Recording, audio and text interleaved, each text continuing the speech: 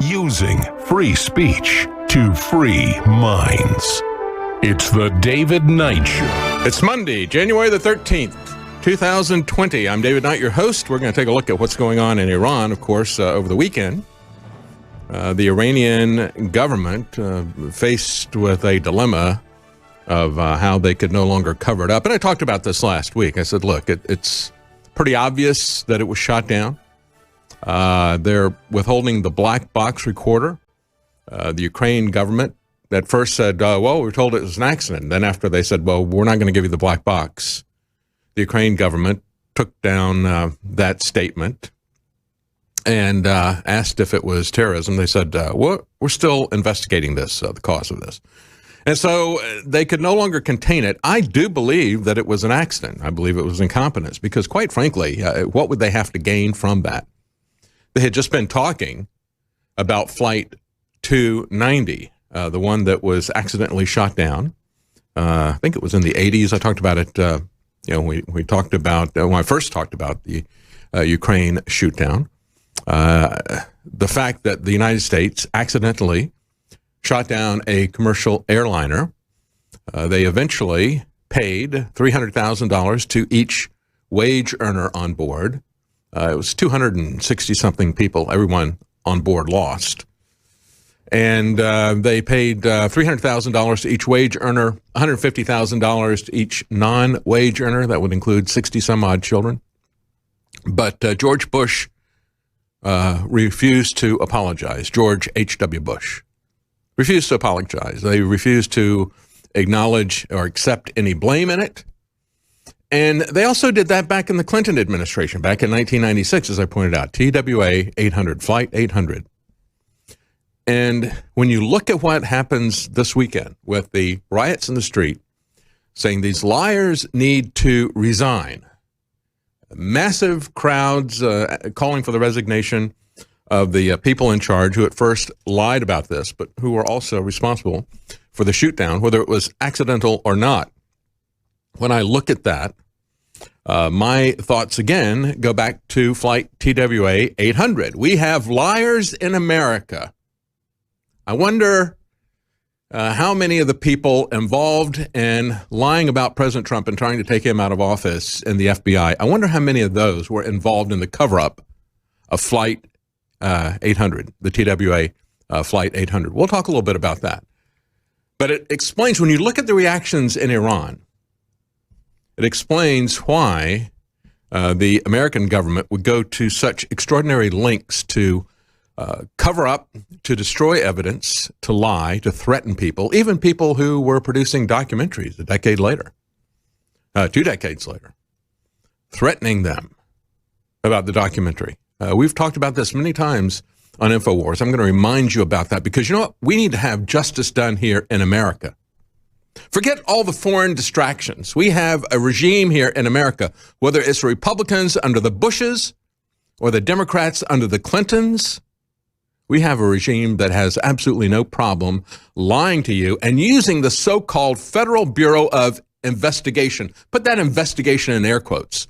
Using the Bureau of Investigation to cover up investigations, to shut down investigations, to take evidence to destroy it. And they're still doing that with people like General Flynn. Still doing it to people like Roger Stone and so forth. You talk about the corruption of the FBI and the federal government. It's about time we understand and take a clear look at our liars in government.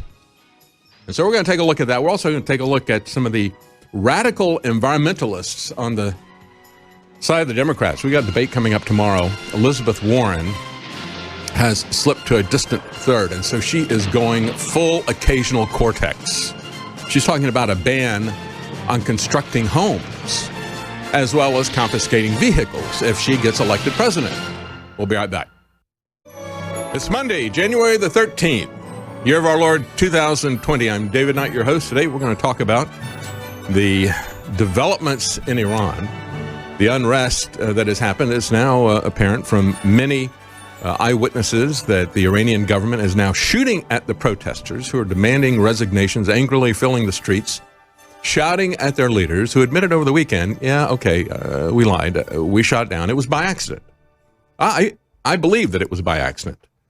But I believe that governments will lie when they do something that atrocious to keep from having any repercussions against them. And I mentioned that as I talked about the Ukraine plane being shot down in Tehran last week. I drew parallels to both the accidental shoot down by the United States of an Iranian airliner, Flight 290, for which eventually the U.S. paid compensation, but would not admit that they were responsible. They blamed it on Iran. And George H.W. Bush said, I don't apologize for the United States. I will not make an apology to this. Nevertheless, when we saw Flight 800, TWA 800, that was, I believe, the evidence is very clear that it was shot down off the coast of Long Island as the U.S. was conducting naval exercises. I believe that was an accident. Of course, I don't think they would do that deliberately. They didn't try to use that as a justification for a war. They didn't blame anybody. They said, it just blew up because there was a spark on the plane or something, right? Except there wasn't really, just like we see with 9/11, you got buildings that collapsed in their footprint after just a couple of hours of fire. Steel buildings, as President Trump said, I've never seen any building that was built as sturdily as the Twin Towers. And it wasn't just the Twin Towers. It was also a third building, Building 7, that wasn't even hit with a plane. He said, remember, one of those buildings took a bomb at the foundation back in the 90s, and nothing happened to it. But, unlike any other skyscraper we've ever seen in a fire, it collapsed very quickly, collapsed in its footprint. I mean, we've seen steel skyscrapers subsequently. We've seen them burn for days and then partially bend over, part of it maybe fall over, but never just free fall collapse after just a couple of hours. But the most amazing tell about that, besides the fact that you had 3 buildings fall into their footprint with just 2 planes, is the fact that we didn't have any change in building codes. We didn't have any change in the tactics of firefighters. I've talked to Tony Rook in the UK. He did a documentary about that. He had firefighters who were there and said, what's going on? We've got the British government who, by the way, you had the BBC reporter announcing that Building 7 had collapsed. 20 minutes before it did, you could see it over her shoulder as she's saying that it's collapsed. They were given a tip that it was going to be brought down. And he said, why is the government lying to us? Why is our own government, the British government, as well as the U.S. government, lying to us about that? We got firefighters saying, well, if that's possible, then why don't we change the tactics on which we fight fires in skyscrapers? Or why don't we change the building codes? Because you had the Empire State Building way back, what was it, 30s or something, I think. It was hit by a plane. Nothing happened to it. They knew that was a possibility, and they built that into the building codes, and they didn't change the building codes, and they didn't change the codes for airplanes after Flight 800. And you have a lot of testimony of people who had evidence that was confiscated from them, people who were intimidated and threatened by the FBI, flight controllers who had information that was taken away. You had multiple eyewitnesses who said they saw missiles flying toward the plane on Long Island. All of that was swept under the carpet. People who have done documentaries have been threatened with that. So we're going to take a look at that today. Because as I look at what's happening in Iran, they are experiencing what presumably would have happened here in America to a lesser degree if America had admitted under the Clinton administration and under the FBI, if the FBI hadn't covered it up. We can see what would have happened in America happening right now in Iran.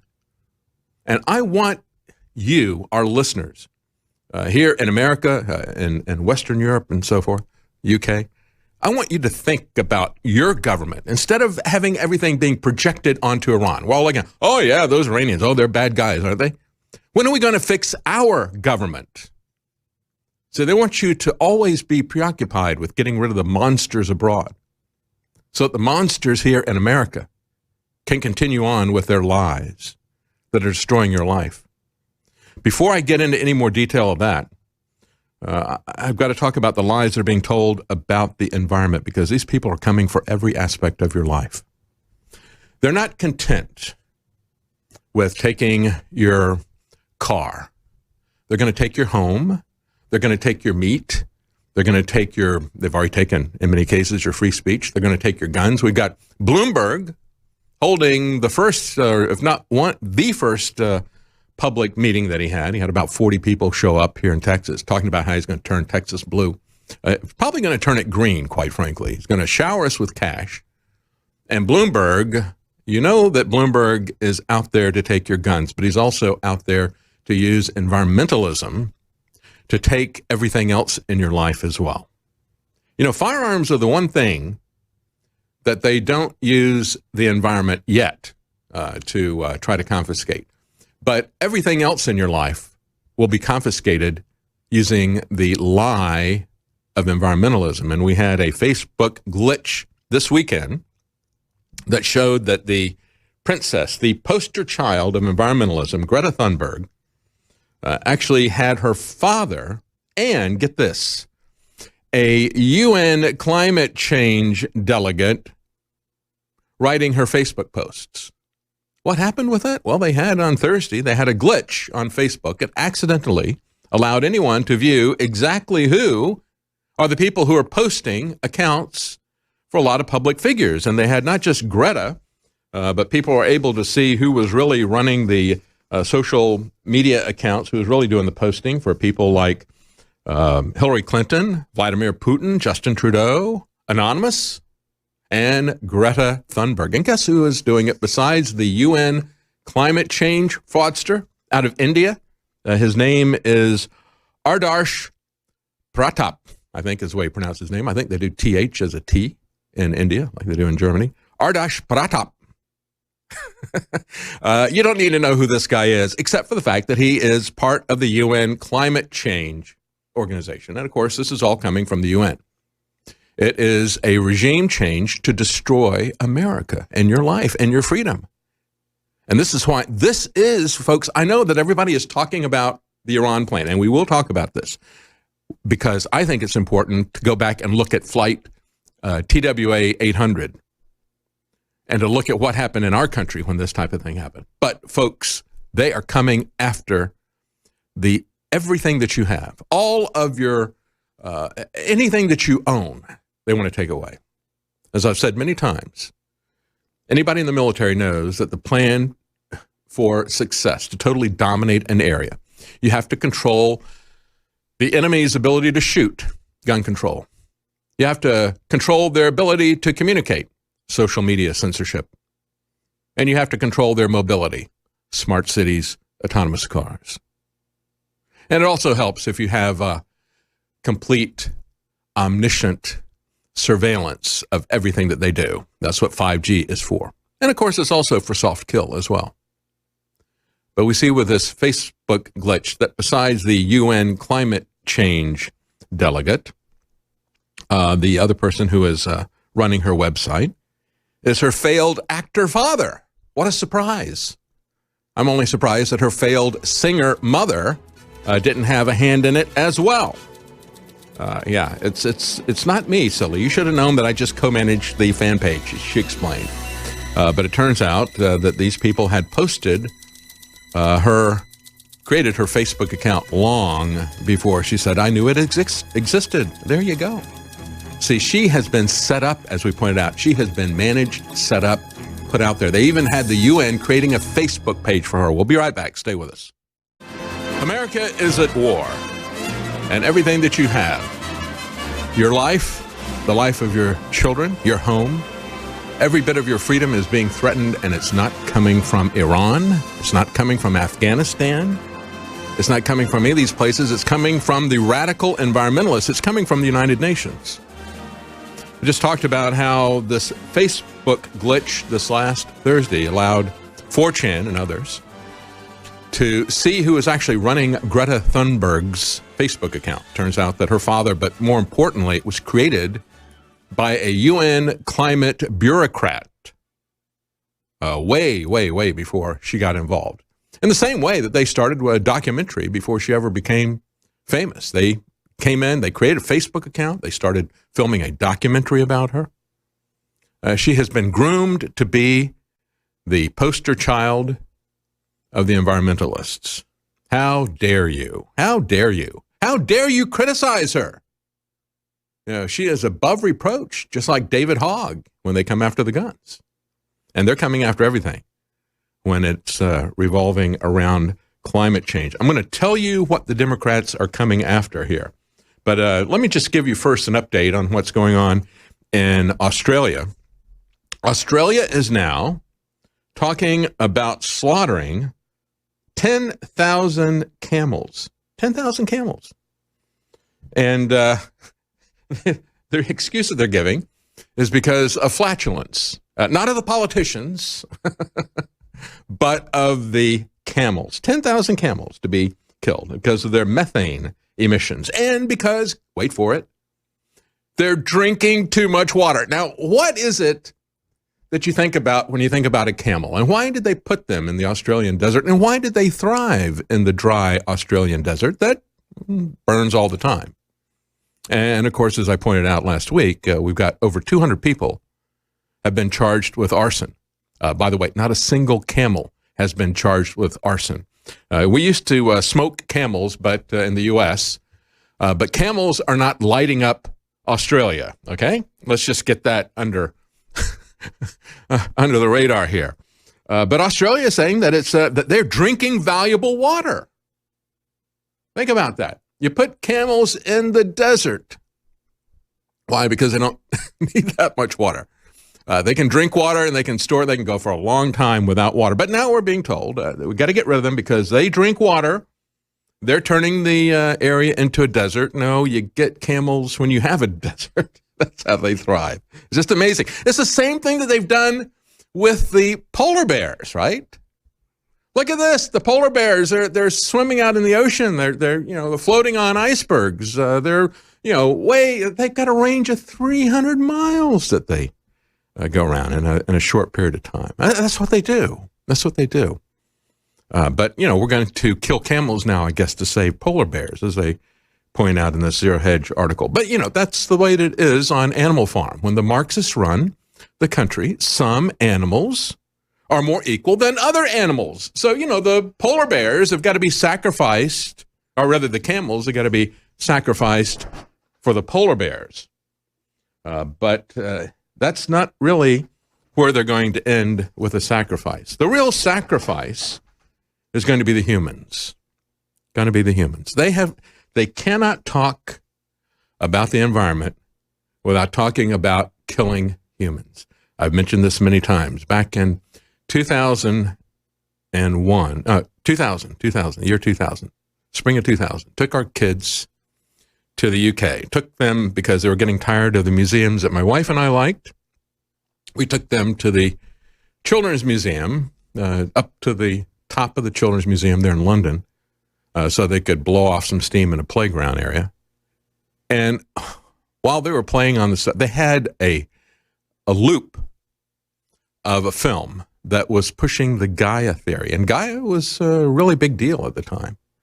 Yeah, James Lovlock, we were on a train, and I looked down, and I had just seen that he was on the cover of Science magazine selling the Gaia theory. Again, Gaia, a Greek goddess, and they use that to anthropomorphize the earth, to talk about the earth as being a living organism, that just happened. It just happened. That makes it even more special because it just evolved accidentally.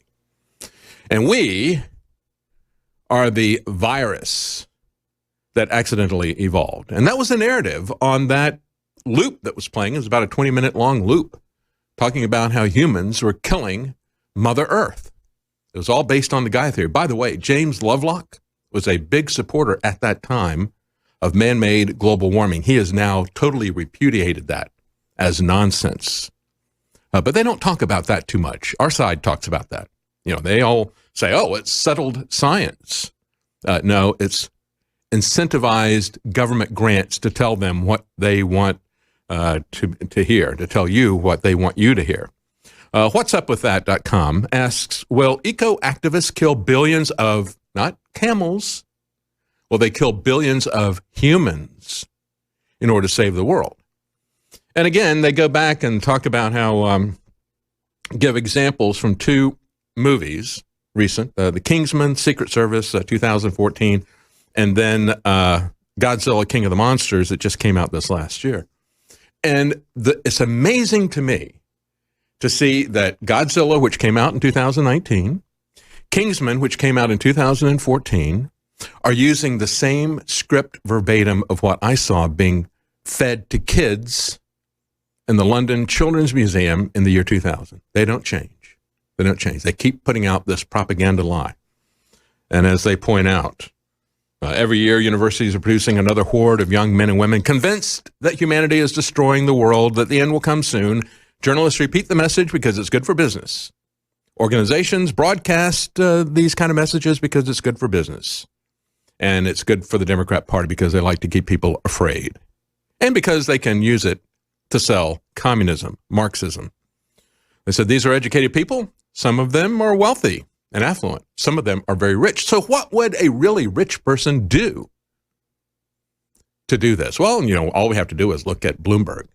He's laying out the strategy there. Or we can take a look at what Elizabeth Warren is proposing in her desperation for relevance as she sinks to a distant third.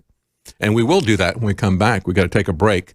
But real quickly, the narrative from the Kingsman. We are past, this is right out of the movie, 2014. We're past the point of no return. No matter what remedial actions we take. Doesn't it sound like Greta? When you get a virus, you get a fever.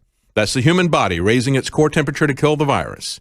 Planet Earth works the same way. Global warming is the fever. Mankind is the virus. We're making our planet sick. There's only one way of two ways that this can go. Either the host kills the virus or the virus kills the host. Spoiler alert, as he points out. It ends, the film shows widespread killing across the world. Tens of millions of people die. Of course, there's no mourning about the people who die. You know, it's a good thing, by the way. And also in that film, I'll never forget the anti-Christian slaughter, the slow motion violence, people murdering all these people in a church. That was one evil film. But we'll talk about that. We'll talk about what Bloomberg and Warren want to do. Stay with us. Global warming is the fever. Mankind is the virus. This is a theme that has been used, as I pointed out, in a propaganda film targeting children in a museum back in 2000 in London that we took our children to. And used, that was a quote that I just read you there from the 2014 Kingsman movie. Here's one from the movie that just came out last year, Godzilla, King of the Monsters. The mass extinction we feared has already begun. We are the cause. We are the infection. Like all living organisms, the Earth unleashed a fever to fight this infection. And so in that context, what they're saying is the Godzilla monsters, the Titans, they call them, are there to wipe out mankind. And that's a good thing. And even though they kill tens of millions of people and they level cities, it's okay because the world is now better off. That's what's being sold to us. Those are the lies and the hate that is being sold to your kids if they attend a government school or a university. And it doesn't matter if those universities are private or even nominally Christian. They will still be selling them that lie. That the earth is a thinking, living organism. I mean, we see this from Hollywood all the time. Remember Mother from Jennifer Lawrence? You know, Mother was angry and she's going to kill some humans. And we hear that every time there's a storm. We hear Hollywood say, oh, look at this hurricane in Florida. Oh, that's Mother Earth. She's angry. It's not nice to fool Mother Nature, right? And they're not talking about eating margarine. They're talking about anything that they don't like. We have a Chicago alderman proposing a tax on childbirth. Yeah, they go there. Democrats actually going there. He said, he proposed, tweeted about conception fees. Charge you conception fees. Making childbirth require a license, permission. Also called for a toddler escrow. What do they do if you don't have the money? Do they abort your child? Do they kill the toddler? Because, you know, we've had some of these radical Democrats who want radical population reduction talk about doing a post-birth abortion up to the age of 3. We've had liberal so-called ethicists who say that, well, until the child reaches a certain level of intelligence, they're not really a person. They're human, and we don't care, right? We've already had a DC abortionist say, yeah, there's no question that these babies that we're killing are human. They're going to become human, not going to become something else. Well, at least that's a change. You know, we did have Darwin's bulldog, Ernst Haeckel, and it was sold to us by Carl Sagan. Ontology recapitulates phylogeny. Oh, okay, well, that's so complex I won't even try to refute that, many people would say.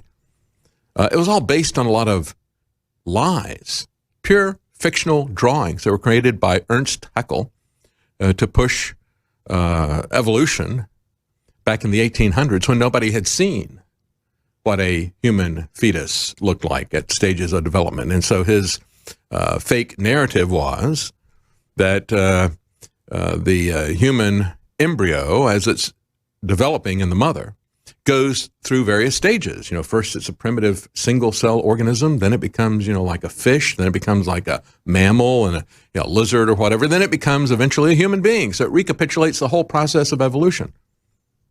And in the 1970s, you had Carl Sagan going on the Tonight Show with Johnny Carson, always using that, his lugubrious ontology recapitulates phylogeny. Oh, geez, so smart. Listen to all those syllables and those words. That's absolute nonsense. Once people were able to see the child, they could see that Ernst Haeckel's drawings were nothing but lies. And quite frankly, that was known way before Carl Sagan sold that on the Johnny Carson show. But when we look at this, these people just want an excuse to kill humanity. And they found it with environmentalism. This guy, who was the Alderman Ray Lopez, told the Chicago Sun-Times that he was absolutely serious about this, serious about conception fees, serious about a license on childbirth, serious about toddler escrow. He said, I wish it was possible to legally implement parental licensing or conception fees. And if it is, I would spearhead the effort. He said, we're not a communist country with childbearing laws. Yeah, he would like us to be. And quite frankly, folks, if we elect Democrats, we will have a communist country, and we will have childbearing laws, and we will have every other aspect of our freedom. They want to kill us, and they demand to kill our liberty as well. He said, I'm tired of these sick bastards killing babies because they're too immature to be parents. Oh, but he doesn't mind abortion, does he? And he doesn't mind kids who are too immature to consent to sex, does he? Because, they don't have any problem with Planned Parenthood giving abortions to underage girls and then not reporting it to the police as statutory rape. They always cover that up. So he doesn't have a problem with people who are too immature to be parents. And he doesn't have a problem with them killing their babies when it comes to abortion. And as they point out on IllinoisPolicy.org, high taxes are already cutting into Illinois population. You want to tax people for having kids? Turn it into a government-granted privilege to have kids? Illinois saw the largest raw population decline in the nation over the previous decade, driven by a loss of prime working-age residents to other states. The number one reason the people in Illinois cite for wanting to leave the state? High taxes. Illinois voters will have the choice in November whether they want to make taxes even higher.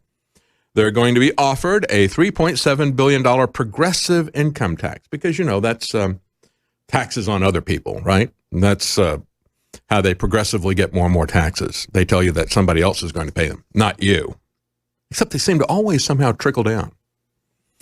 And then when we should have people pushing back against this, we have a conservative moms group. Get video clip number 4 ready, guys. We have a conservative moms group angry at Burger King because they used the D word in a commercial. The D word. What word would that be? I remember Billy Bob's drive-in movie reviews. We had Mothers Against Drunk Drivers, and Billy Bob came out with his own organization, Drunks Against Mad Mothers. He called it DAM. And these mad mothers are now mad about the word damn. Let's play a little bit of that Burger King commercial. The Impossible Whopper is going nationwide. Damn, that's good. The taste the flame grow. It's like perfect. We wouldn't have it any other way. This is incredible. I'm not gonna lie to you. It's here, and it's in every Burger King everywhere. Yes, the Impossible Whopper is now available nationwide. You too can go to any Burger King near you and try Okay, the yeah. Impossible Load up Whopper. on soy. There you go. It's the Impossible Burger. And they object to the fact that somebody in the commercial, as you heard, one person says, damn, that's good. And they said, this is extremely destructive and damaging to impressionable children viewing the commercial. We all know that children repeat what they hear. Yeah, but do you know? We just talked about how the environmentalists in Australia want to kill all the camels, right? These mothers, these conservative mothers, are essentially swallowing a camel while they strain at a gnat.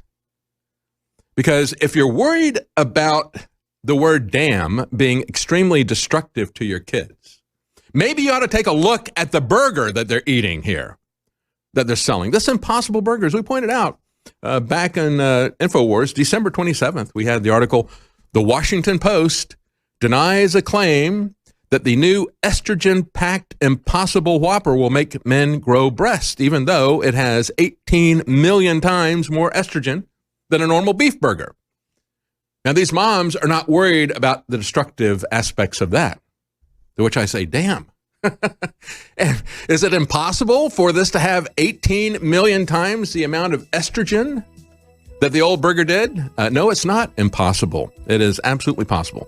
James Stengel, a doctor of veterinary medicine in South Dakota, did the sample.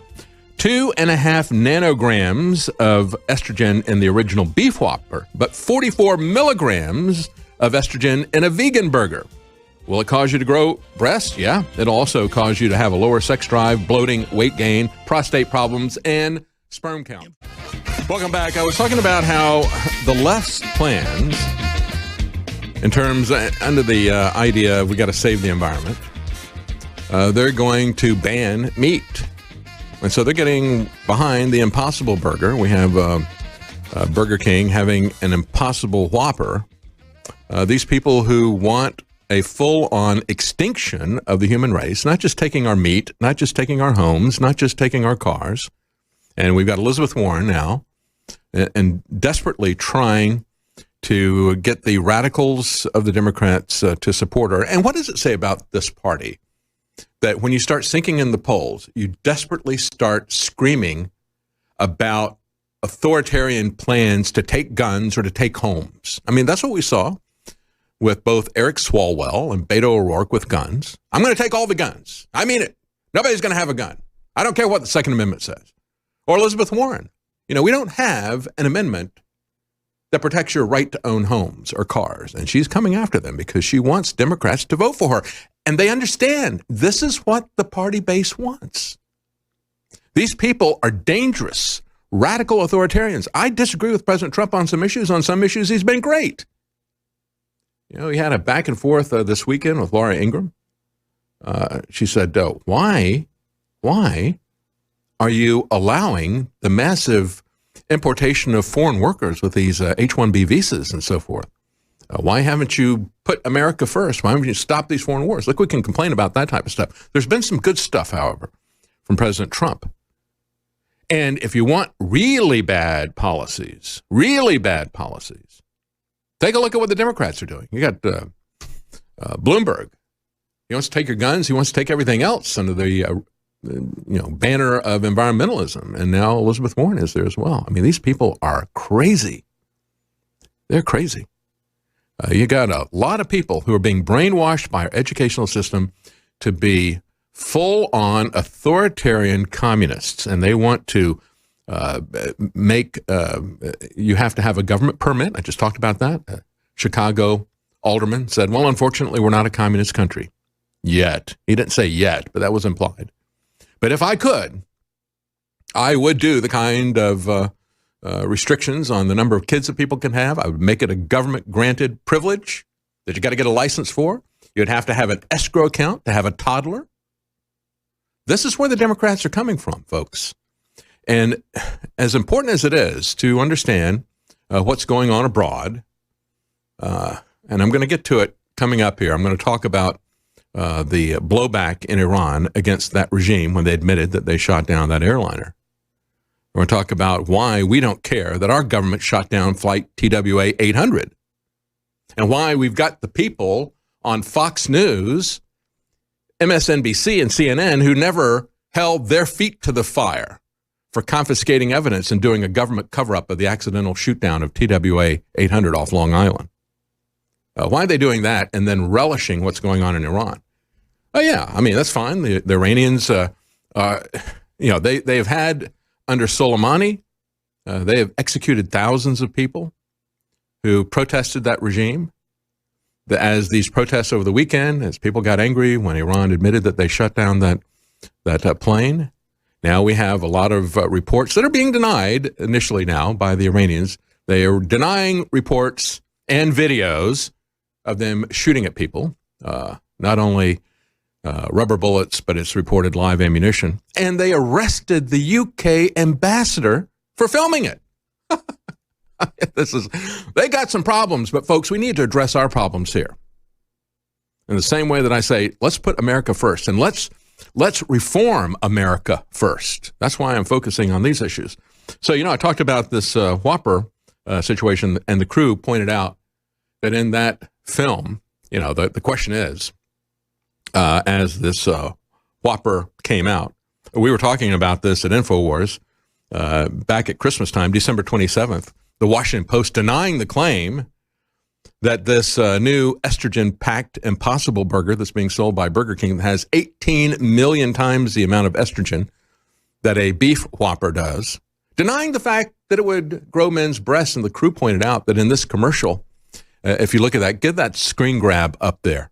In this commercial, they blurred out a man's T-shirt. Now, is that...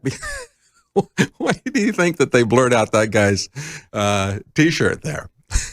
I can only assume it's because they didn't want you seeing his breasts growing live on TV in front of you. Exactly. That's my only assumption. That's absolutely right. Travis, we got reports of a Texas man who complained of sore and enlarged breasts and decreased libido.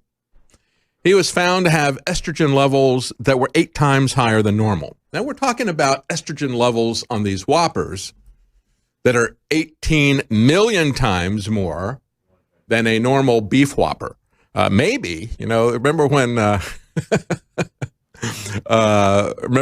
did that documentary, Super Size Me, and went after McDonald's, the junk food. The guy just lived off of McDonald's for a while. They should have somebody live off of these Impossible Burgers, these Impossible Whoppers at Burger King, and just, follow their breast size on this. Maybe their sperm count, because that's another aspect of it. 2008 study shows that men who had the most soy had lower sperm concentration. And we have studies that show that we've had a 60+% decline in sperm count in the West. They call it spermageddon. But, when Washington Post denies this, as Chris Minahan pointed out, it's worth noting that while the Washington Post is encouraging the masses to chow down on estrogen burgers, Jeff Bezos, who owns the Washington Post and Amazon and so forth, is clearly taking large amounts of steroids himself, right? You look at this guy, the way he's beefed up. He's taking estrogen, rather testosterone and other steroids. But, the rest of you need to get your Impossible Burgers with 18 million times the amount of estrogen as a normal beef burger. So when we look at this, I just mentioned that as an aside to show the lengths to which the Democrats will go to destroy every last vestige of your liberty and your choice. These people who call themselves pro-choice. Bernie Sanders is now surging in the polls. And Elizabeth Warren is collapsing. And so in order to get the authoritarian Democrat base to support her, she is now, over the weekend, went on, on Friday, she went on with Joe Scarborough and said, no new homes or buildings unless they're carbon neutral. What scares me is every time you go back to the scientists, they tell you 2 things. It's worse than we thought, and we have less time. And every time you go back to their predictions, you find one thing. They're lying. And the reason that they're saying that is because they're being paid to save that. They're being given grant money. They're being given airtime. They're being given access to politicians, and they're being treated seriously as news, quote unquote, news organizations. If you push back against that, you get the InfoWars treatment, right? They try to shut you down on social media. They ban you, so forth. She says that means that we got to be willing to do two things. For example, regulation. Her first move, she said, if elected, would be to change the tide on climate change. No new houses without a zero carbon footprint, along with restrictions on vehicles and electricity production. She said, I would do everything a president can do all by herself without having to bother with Congress or the Constitution. I added the Constitution part, but you know that's the case, right? We need to start getting comfortable with how extreme the problem is. No, what they're doing is they're getting you comfortable with their extreme, quote-unquote, solutions to a non-problem.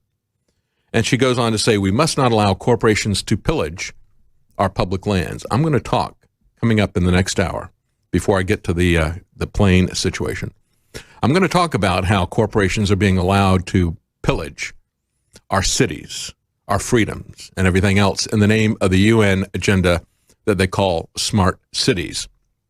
But folks, before we go to break, I just want to remind you about the sales that we have, our mega clearance blowout sale that we have continued, up to 75% off plus free shipping, and we're going to continue this until we sell out. We've already sold out of many of our most popular products, like DNA Force Plus, Ultimate Krill Oil, Survival Shield X2, Nascent Iodine, but we are almost sold out, but haven't quite. Vasobeat, we have Brain Force Plus, Knockout, our all-natural sleep aid, Ultra 12, our vitamin B12, our BioTrue Selenium, all those are still available, 60% off. We have other products that are 75% off, all of them with free shipping at InfoWarsStore.com. We really do need your support because we tell you the truth. And they don't like the truth. Truth is treason in the empire of lies, as Orwell reminded us. We'll be right back. Stay with us. Welcome back. We're going to talk about gun control coming up here also in the next hour.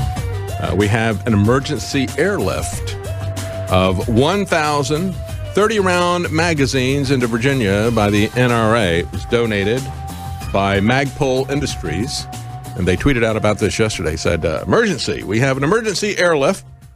Magpull sent us 1,000 30-round mags to hand out tomorrow in Richmond, and that's happening right now as we speak. It is actually, it was 8 a.m. Eastern time, so it's already happened. You may still be able to get them. This is a gun protest that is happening there in Richmond, Virginia, because we had a Democrat introducing a bill to make high-capacity magazine possession a felony. So they are getting very serious about this on both sides. We'll talk more about that coming up in the next hour, but I want to finish up with what I was talking about in terms of Elizabeth Warren and her desperately clawing to the authoritarian, Marxist, anti-freedom instincts of the Democrat mob. These demagogues of the Democrat Party. And we're going to have a debate tomorrow night. This is her move this last week to try to make herself relevant. When they start to sink in the polls, they start screaming about taking away our property and our freedoms. And so you had Beto O'Rourke and Eric Swalwell. We'll take all the guns. Elizabeth Warren now wants to up the ante. You know, she wants the people who are supporting occasional Cortex. She wants the squad, who is, unfortunately for her, behind Bernie Sanders. And so how does she appeal to those Marxist authoritarians that support AOC? Well, she says we're going to take the homes. You're not going to have any new buildings unless they're carbon neutral, and we're going to restrict vehicles, and we're going to restrict electricity production. This is where Elizabeth Warren is right now.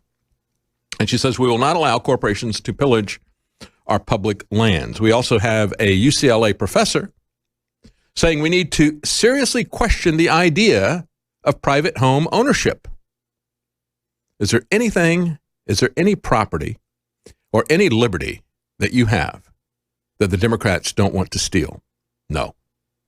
They will steal everything given the chance. This is reported by Campus Reform. They said an assistant professor of urban planning at UCLA wrote an op-ed for The Nation. This is what she had to say, if we want to keep cities safe, it's always safe, right? Safety. Safety from what? Climate change. We need to seriously question the idea of private home ownership. She said the growth of urban regions in the second half of the 20th century has been dominated by economic development, and a belief in the importance of private property. These are things that she hates. She hates the aspiration, the very aspiration of home ownership. She hates the idea of private property. What does she love? Well, she says we need collective cities. Collective cities. We're going to replace private property ownership with collective property theories. In other words, Marxism. The examples that she cited for public housing were put in place by Ilhan Omar, Occasional Cortex, and Bernie Sanders. In other words, are Marxists. And she goes on to argue in her op-ed piece, she goes right to the heart of the matter. She certainly does understand our Western tradition. And this is why, folks, this is why Ilhan Omar, AOC, Bernie Sanders are destroying the monuments to our history, to the foundation of our culture, because this lady goes right to what she calls the Jeffersonian agrarian ideal. And that is the basis. She should also be attacking John Locke, I guess. The Jeffersonian agrarian ideal, she said, of cheap energy, of individual property ownership, have created the scorching landscapes we see today. They want to burn down our society. We'll be right back. As I was just saying, an assistant professor of urban planning, this is where you'll find the hardest core Marxists, is in the urban planning department. This is why we can't have nice things like roads, because the urban planners who are planning our roads don't want roads. They don't want you moving. They don't want you getting out of their cities. They want to keep you captive in their cities. They want to keep you dependent upon them for your housing, for your transportation.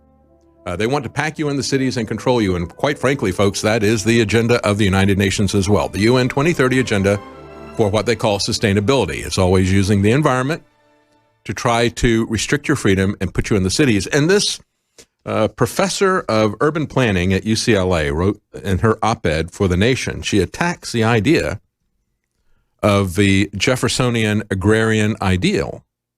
And these are two antithetical ideas. She goes right to it. She says, no. We can't have individual property rights. Can't have it. We need to have a collective ownership of property. She is a communist.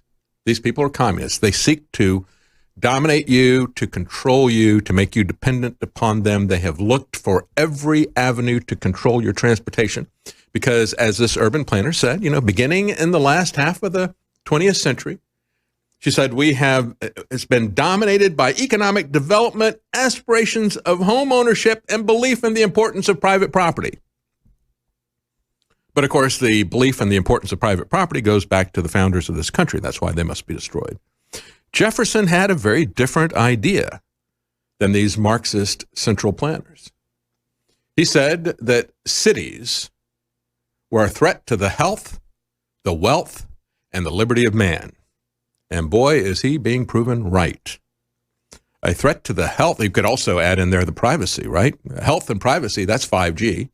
Wealth, putting you in the cities where you can't afford to live. I mean, that's one of the problems in Hong Kong, right? People packed into these micro apartments. They cite that as one of their biggest grievances. But that's the plan from the UN. That's the plan from the Democrat Party. That's the plan from the urban planners. That's exactly what they want. And when she talks about the second half of the 20th century, where they created the aspirations of home ownership, that was the creation of the suburbs. They hate suburbs. They call it urban sprawl because to them, the cities are everything, right? So you're not living in an area outside of a city.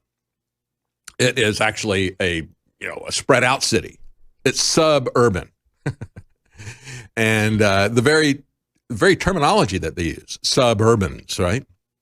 It shows their disdain, shows the idea that they think that the cities are the most important thing. And quite frankly, when we look at the another very famous urban planner, the CEO of Lyft. Yeah, his degree was in urban planning. And I've talked about it before. He also wrote an op-ed piece. And I was absolutely stunned at how candid he was about where he's coming from and where all these urban planners are coming from. He said, cities are the greatest invention of mankind, and automobiles are the worst thing we ever invented. How many times have you heard that? You know, since the 1950s, people have used automobiles to escape the cities. They had to go back to the cities in many cases to have employment, but they couldn't afford to live a reasonable lifestyle unless they could escape with the automobile to the suburbs. Began in Long Island, and then that phenomenon spread with VA loans to people, veterans after World War II. People were able to have freedom with a car. They were able to have an affordable home. These are all things that the Democrats, who want to control every aspect of your life, the authoritarians, want to destroy. The UN wants to destroy that as well. And so while the CEO of Lyft and these urban planners say that cities are the greatest invention man has ever created, those awful cars allowing people to escape our control, Jefferson said they are a threat to the health, the wealth, and the freedom of mankind. And he was absolutely right. She goes on to say, we need another kind of escape route away from our ideologies of ownership and property and toward a more collective and just theory of cities. That's right. That's where these people are coming from. This is why, by the way, the cities are also a threat to our elections and why we have to have an electoral college. Just look at what's going on in Virginia. You can see that just a few urban areas, concentration there in urban areas, controlled by Democrats, who will stuff the ballot boxes, who will stuff the voter rolls, that they can dominate elections at a state level. I've talked many times about how that happened at a county level, where I lived in North Carolina, and it will happen at the national level if you get rid of the Electoral College. But let's focus on the smart cities, because as they talk about the fact that they want, Elizabeth Warren says, we cannot allow corporations to pillage our public lands. I'm telling you, that is exactly what these people are doing. They're going to use corporations to pillage your private property and to put themselves to create smart cities that are really going to be company towns. Whether you're talking about Google and its Sidewalk Labs, and again, their first experiment is up in Toronto, but they have already talked about how they're going to do it in Detroit and at least two other places in the U.S. are already in talks about that. Toyota unveiled their smart city where they're going to own everything. It's a company town. Everybody's talking about it. It's a company town. And if you don't understand what they're coming for, let's go back and look at what they're doing to not just cars, but let's take a look at tractors. And I talked about this about 5-6 years ago, where you had people who were complaining about what John Deere was doing for farmers who bought tractors. Now, the farmers go out and they spend, maybe $150,000 to buy a new tractor. And it's got all these computerized features, and it can follow satellite GPS and so forth to do all kinds of wonderful things. And yet, because it's got a lot of software in it, John Deere used the digital millennium copyright laws to say, you're not going to service this at all. And the time I pulled it up, GM was talking about the same thing. Quite frankly, many people have speculated that they're going to start rolling that out with a new Corvette to keep people from being able to work on their cars or doing any kind of modifications. But most importantly, it's already happened with John Deere. So there was an article that came out, classic tractors from the 80s are becoming popular with farmers who are sick of the high-tech BS. What is happening is the farmers, when their tractors break down, and again, farmers are used to being able to fix stuff on their own. They're kind of like the agrarian ideal that Jefferson was talking about. Living on the land, being on your own, it helps to make you independent and self-sufficient. And so they're used to being able to fix their own stuff. But they're prohibited from doing that. An analogy is if you had a car that was set up the same way that the John Deere tractors are, if you wanted to just, let's say, change the brake pads on your car, as soon as you took off the wheel, the computer would brick the engine so that it wouldn't start until you call the manufacturer's rep and come out and pay him a fee as if he was going to fix the brakes, and then he would, put his special USB device in there to unlock your car. That's what they're doing to the tractors. It's that kind of control. And what you need to understand about this is that it's not about the tractors. It's not about the cars or the Corvettes. This is the way Wall Street and the bankers are demanding that all corporations run. Because it used to be that they all sought to monopolize a certain market segment, a certain product. That was always a goal, right? We want to be dominant in this. We want to have 90% market share or 100% market share. But that's not the goal anymore. The goal is to make sure that you don't want to sell products anymore. You don't want to sell cars. You want to rent everything to everybody forever. And you want to make sure that as part of that, the government is going to give you the franchise to rent everything to everyone forever. This is not a failure of capitalism. It is a redefinition of so-called capitalism to crony capitalism or to fascism, a partnership between big government and big business. We'll talk more about that and universal basic income when we come back. Stay with us.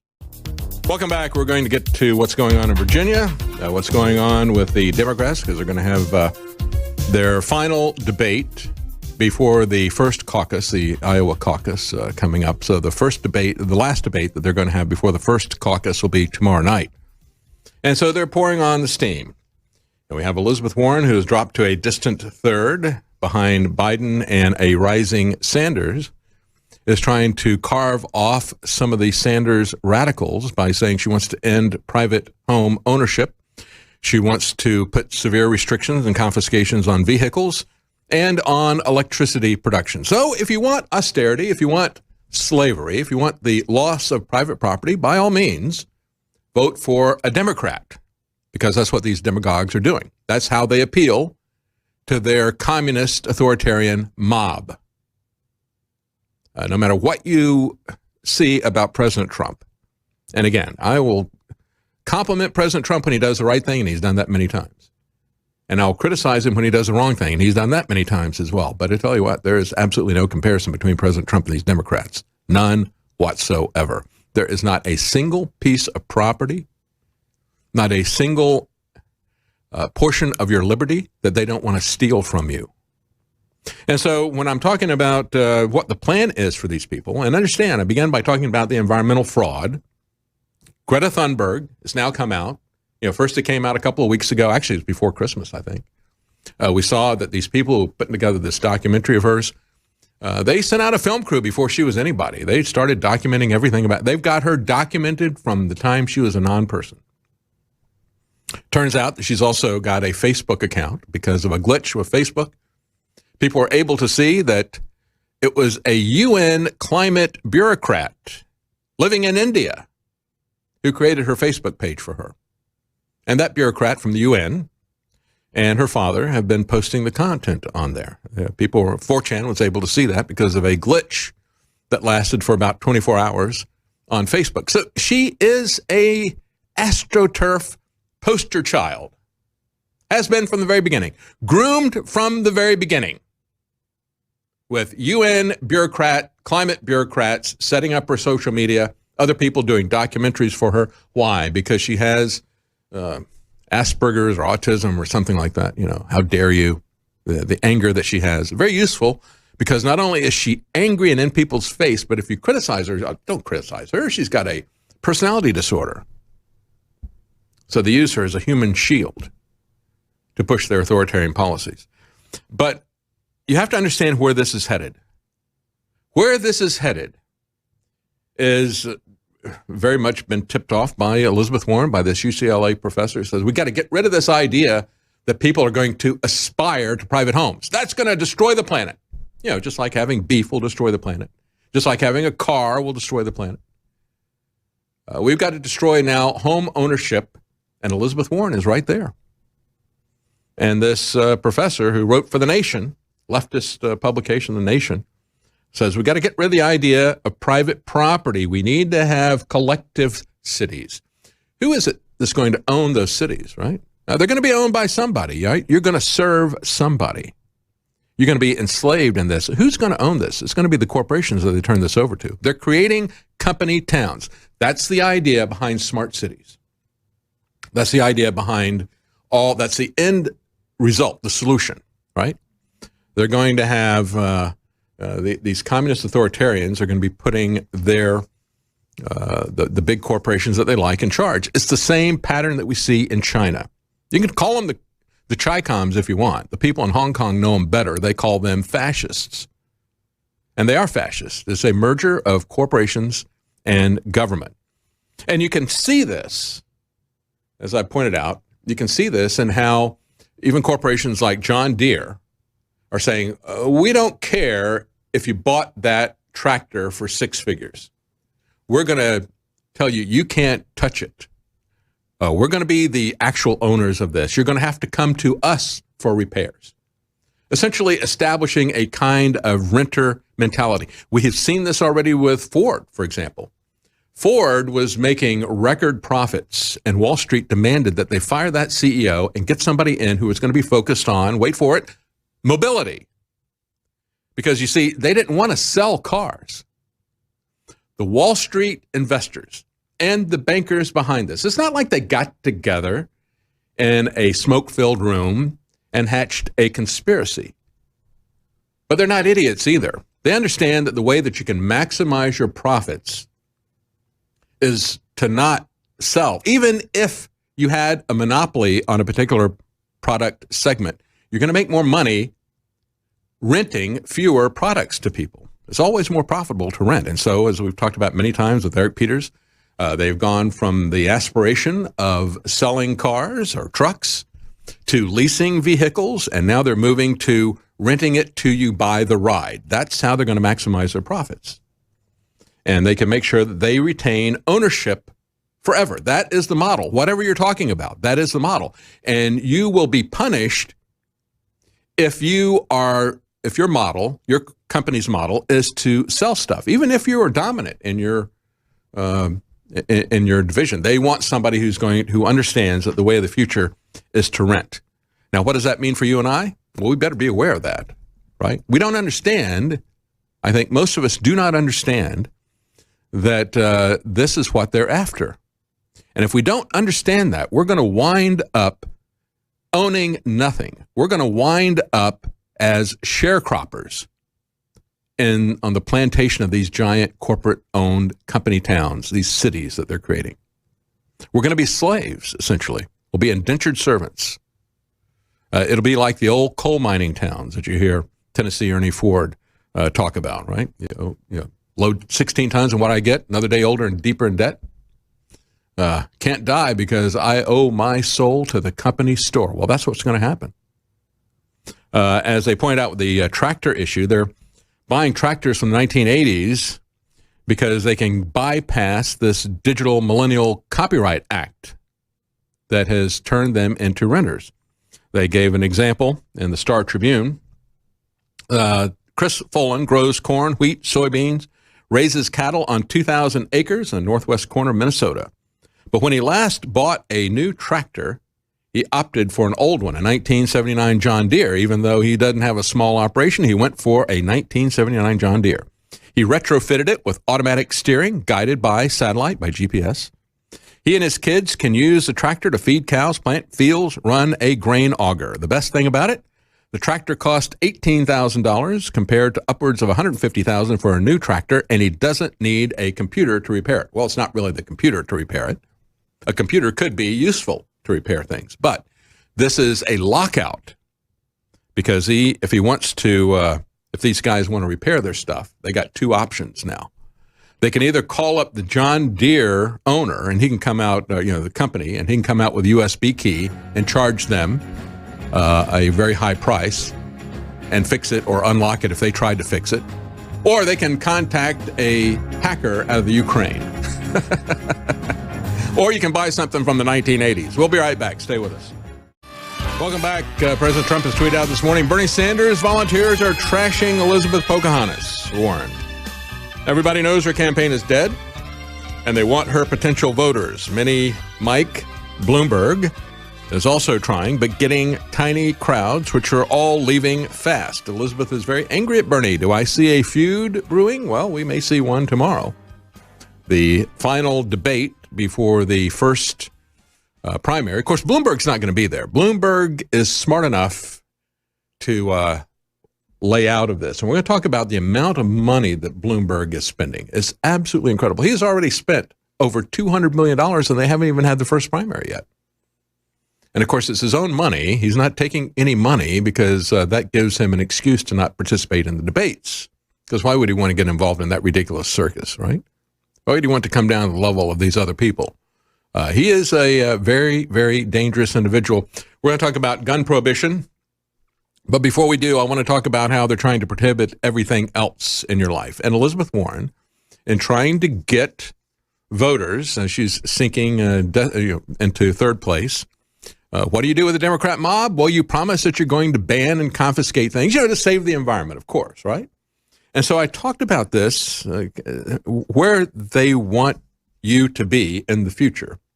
Not able to own a home. That's Elizabeth Warren saying, well, if I'm elected president, I will do everything I can do without Congress and without the Constitution, of course. And I will make sure that you can't build a home unless it is certified to be zero emissions. I'm going to make sure that we're going to have restrictions on vehicles, and we're going to have severe restrictions on electricity generation. So get ready to walk on the sidewalk. I think that's why Google calls their company town that they're planning Sidewalk Labs, because you're going to be walking on the sidewalk. You're not going to have any electricity for those battery electric vehicles, right, if you can't generate it. You'll be walking on the sidewalks. You'll be living on the sidewalks, because these urban planners hate the suburbs. They hate the freedom that the car has given you to be able to live outside the city and commute. They've absolutely refused to build roads, and then they use that problem of traffic that they have created. They use that as a reminder that you shouldn't be leaving the cities. You should be staying in the cities, right? Every vision of the future, going all the way back to the 1920s and the metropolis and everything else, every vision of the future, whether it is old or new, they always show roads that are stacked, don't they? Back in the 1920s, they didn't imagine flying cars. What they did was they imagined that you would have people actually building multiple levels of streets, because the cities are growing in 3 dimensions. You can't have the roads growing in only or confined in 2 dimensions, because they can't even grow them in 2 dimensions. They have to go vertical. So the only things I agree with Elon Musk about, except of course he wants to go subterranean and own those streets himself. But he does understand the problem. The problem is that we've got 3-dimensional cities that continue to increase in density, continue to grow. And we're not growing the roads in 3 dimensions, only the buildings, only the population. But the urban planners planned it that way because they want to have control over your lives. When I talked about this control that's being exerted by John Deere, by the big automobile companies in terms of the electronics that control your car, using that to make sure that you always have to hire them to fix your car. That's one way of establishing their ownership forever. As I tweeted out about that, I had somebody reply, Rob Rader, and he got it exactly right. He said, as I see it, the consequences of this kind of view of property rights, quote unquote, is eventually neo-feudalism. That's exactly right, Rob. A very tiny group of extremely rich and powerful oligarchs, a few of their paid-off minions and enforcers, and the rest of us will be serfs. And that's exactly right. I said that's the plan. It's not just for tractors, it's not just for cars, but it's for smart cities like Google's Sidewalk Labs. And it's coming from the United Nations, and they're selling it as a way to be sustainable, to be green, to protect the planet, right? But the thing we're going to sacrifice is all of our freedoms, all of our property rights, and all of our other rights as well. Toyota at the Consumer Electronics Show unveiled their 175-acre AI City of the Future. It'll have 2,000 employees, retirees, and others who'll be living with smart home technology, AI-guided robotics, and, of course, mobility products, because you can't use the car word. Can't use that. I'm going to make a cargument here, an argument for cars. But nevertheless, they call it their woven city. And why do they call it that? Because they're going to have 3 different modes of transportation that they say will be woven together in their private company town. One street would be for faster vehicles. Can't use the car word there. While a second street would be for lower speed personal mobility devices. You know, perhaps the little cradle that you saw unveiled at the Consumer Electronics Show by Segway. It's like an adult baby buggy that Segway had. Everybody said, yeah, it's like, the fat Americans that you saw in the space cruise ship in Wall-E. That's exactly what it's like. Fat Americans who can't walk anymore. We'll put you in a little Segway and you can, toot around in the city. So that would be the second street level. And then a third level would be a park-like promenade for pedestrians only. So you wouldn't have your little Segway baby buggy wheelchair would not be allowed. These 3 street types weave together to form an organic grid pattern to help accelerate the testing of autonomy, says Toyota. And the CEO of Toyota, which is actually his name is Toyoda, not with a D, not a T. He said, "This is my personal field of dreams. If you build it, they will come." Well, I don't know if people will come to it, but you can prohibit it. You can prohibit any other way of living. You can prohibit the building of homes in suburbs. You can prohibit road construction.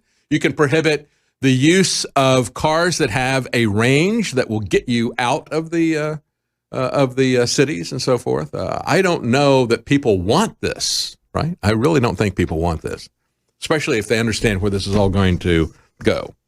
As The Verge points out, left unsaid, of course, was anything related to access to data, anything related to privacy or non-disclosure agreements that residents would presumably have to sign before agreeing to live in Toyota's company town. Toyota already owns the land where it's proposing to build, but selecting a population while complying with local residential rules will undoubtedly be complicated. Contrast that to what Google is doing with Sidewalk Labs. It's a much larger project. It's already started in Toronto. They're talking about doing it in Detroit and some other depressed areas. And unlike Toyota's smart city that they call Woven City, I just talked about, Google doesn't own the land. They demand that it be given to them by local jurisdiction, because it's green and you're going to save the planet and all. And then a lot of the leftists, environmentalists who said, yes, let's let Google do that. When they started looking at it in detail, they saw that Google was going to be tracking everything that everybody did, and they were not happy about that. They said they're even going to be monitoring what our trash is. They're going to be profiling everything about us. And so some of them pulled back about that. Google, however, was not deterred. Google demanded that they be given even more power in that area. Not only give us the land, but we want to have the kind of control that Disney established in Central Florida when they created Disney World. They came in, they bought up a lot of property. They actually bought the property, unlike Google. They bought a lot of property, and then they said, we can bring a lot of business to this area, but what we want out of this is we want control over our private property here. We want to set up our own government to govern it, and that's what Google is demanding. It is the company town model.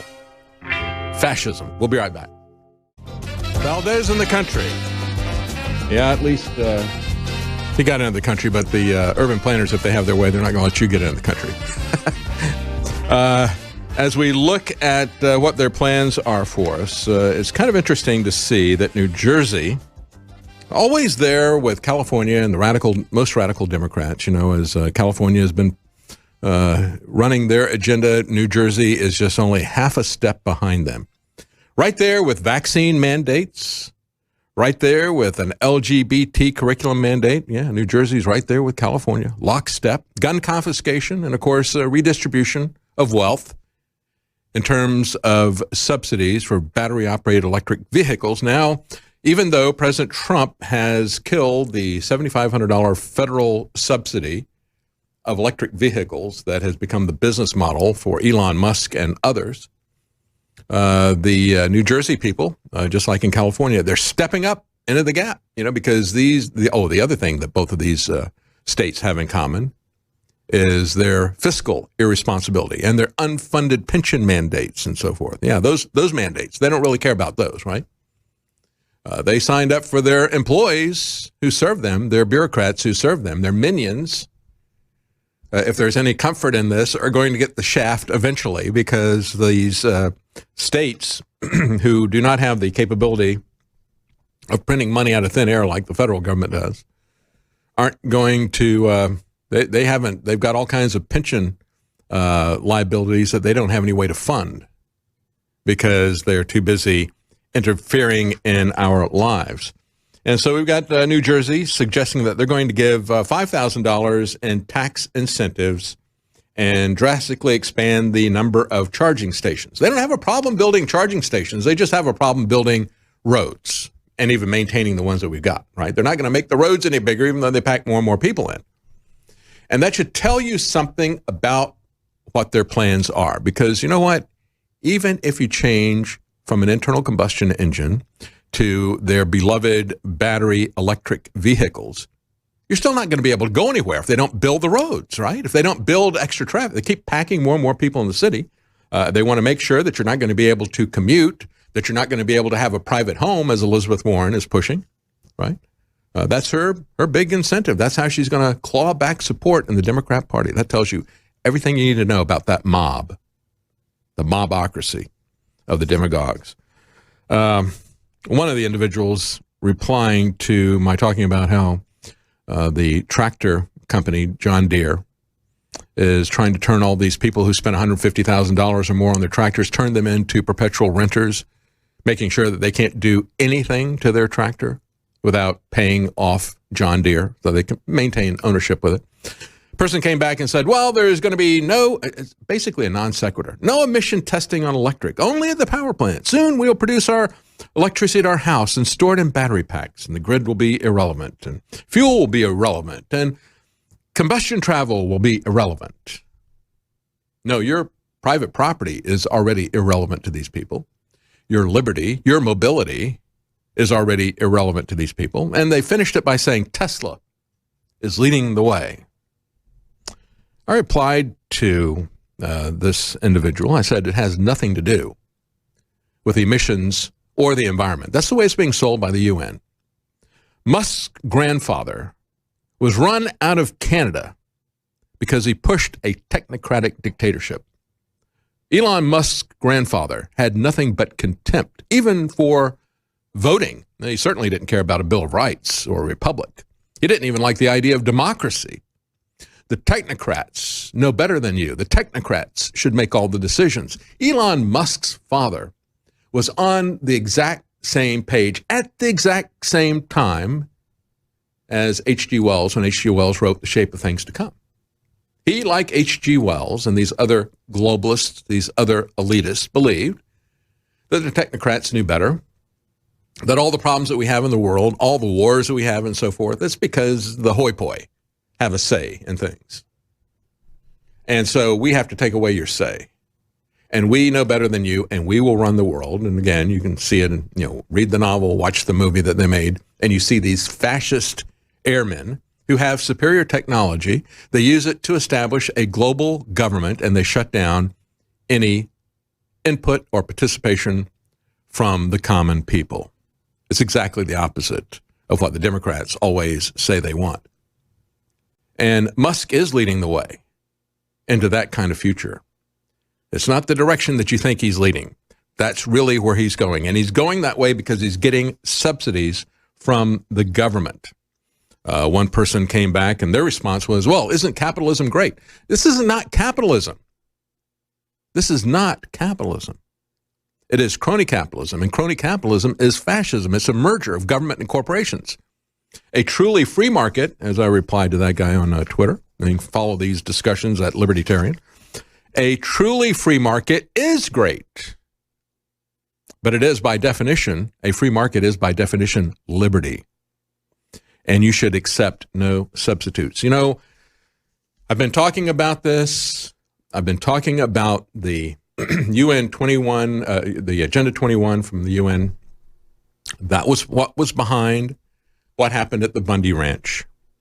That is what is behind the taking away of property rights of ranchers to have water rights, grazing rights on public land, and also the rights of loggers to be able to take off deadwood that keeps our rural areas from burning down when a fire starts. You know, you leave that deadwood on there, you create a massive storage of fuel that's going to explode and make an uncontrollable fire. That's what's happening to a large degree in Australia, that and arson.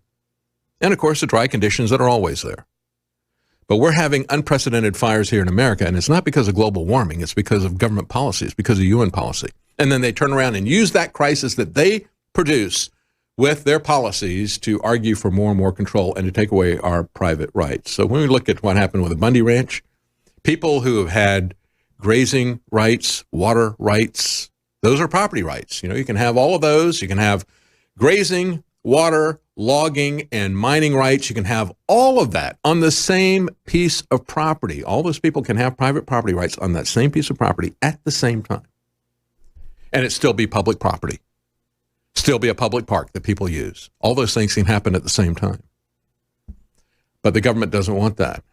And so they're running off the loggers and the ranchers and the miners. And I've said when I covered these issues across the West, I said they're coming for your home next. And that's exactly what Elizabeth Warren is doing now. And when we look at what has happened to free speech, when they purged InfoWars in 2018 off of the internet, YouTube, Apple, Twitter, Facebook, these people, we had the Heritage Foundation and the Cato Institute and Reason Magazine, these people who are libertarians, who are conservatives, they ought to know better.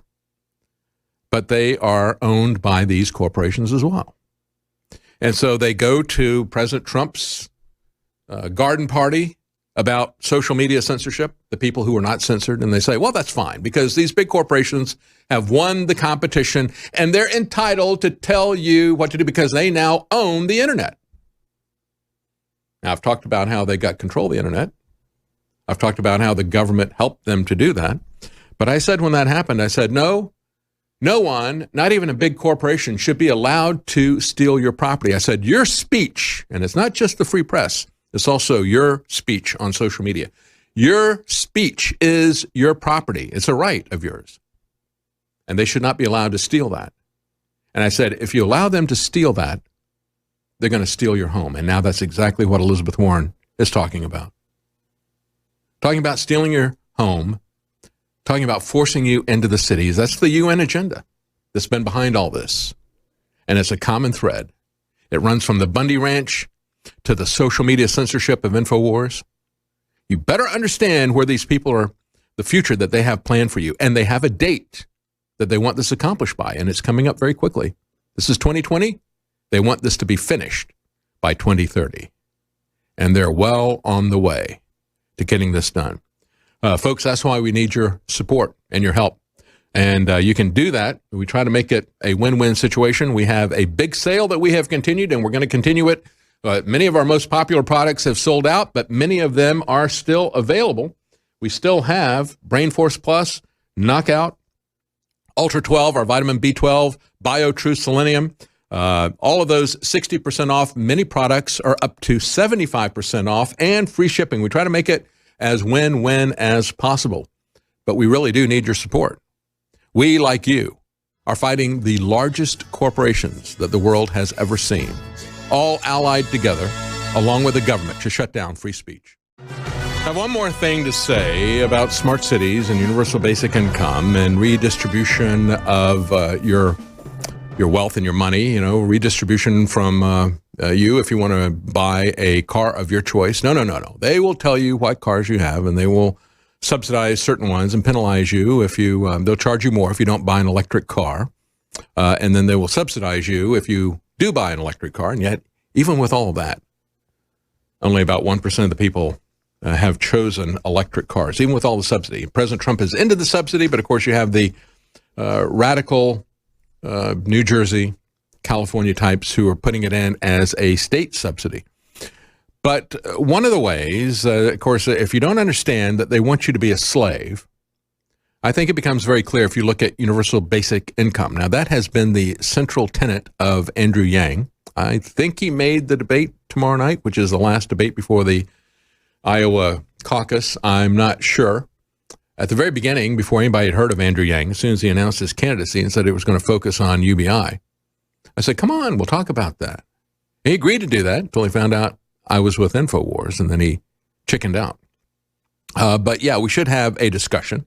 And if he were to come on here, we would have a discussion that would not be a fawning endorsement of UBI as they typically see. There was an article from the Mises Institute saying universal basic income is a dream come true for despots.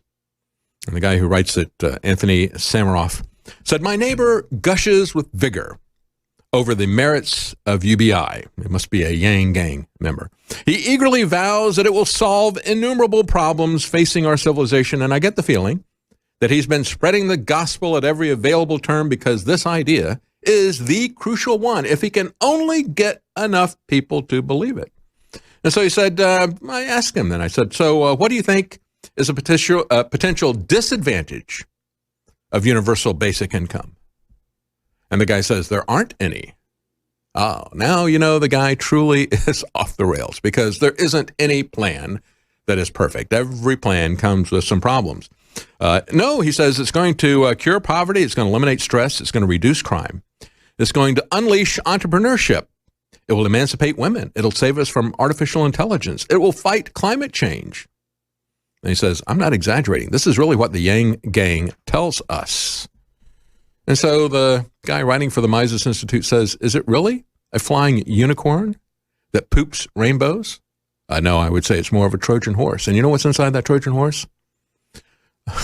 Elitists who are going to come out with chains to enslave you. But look at some of the books that have come out about UBI. Rutger Bregman, the title of his book is UBI, Utopia for Realists. Anne Larry's book, Give People Money, How a Universal Basic Income Would End Poverty, Revolutionize Work, Remake the World. UBI, says another book, will renew our economy and rebuild the American dream. And of course, it has been for quite some time, the thing that Elon Musk loves. Back in 2017, in an interview, Elon Musk had this to say about universal basic slavery. Let's play that clip. There will be fewer and fewer jobs that a robot cannot do better. Okay. What to do about mass unemployment? This is going to be a massive social challenge. And I think ultimately we will have to have some kind of universal basic income. I don't think we're going to have a choice. Universal basic income. Universal basic income. I think it's going to be necessary.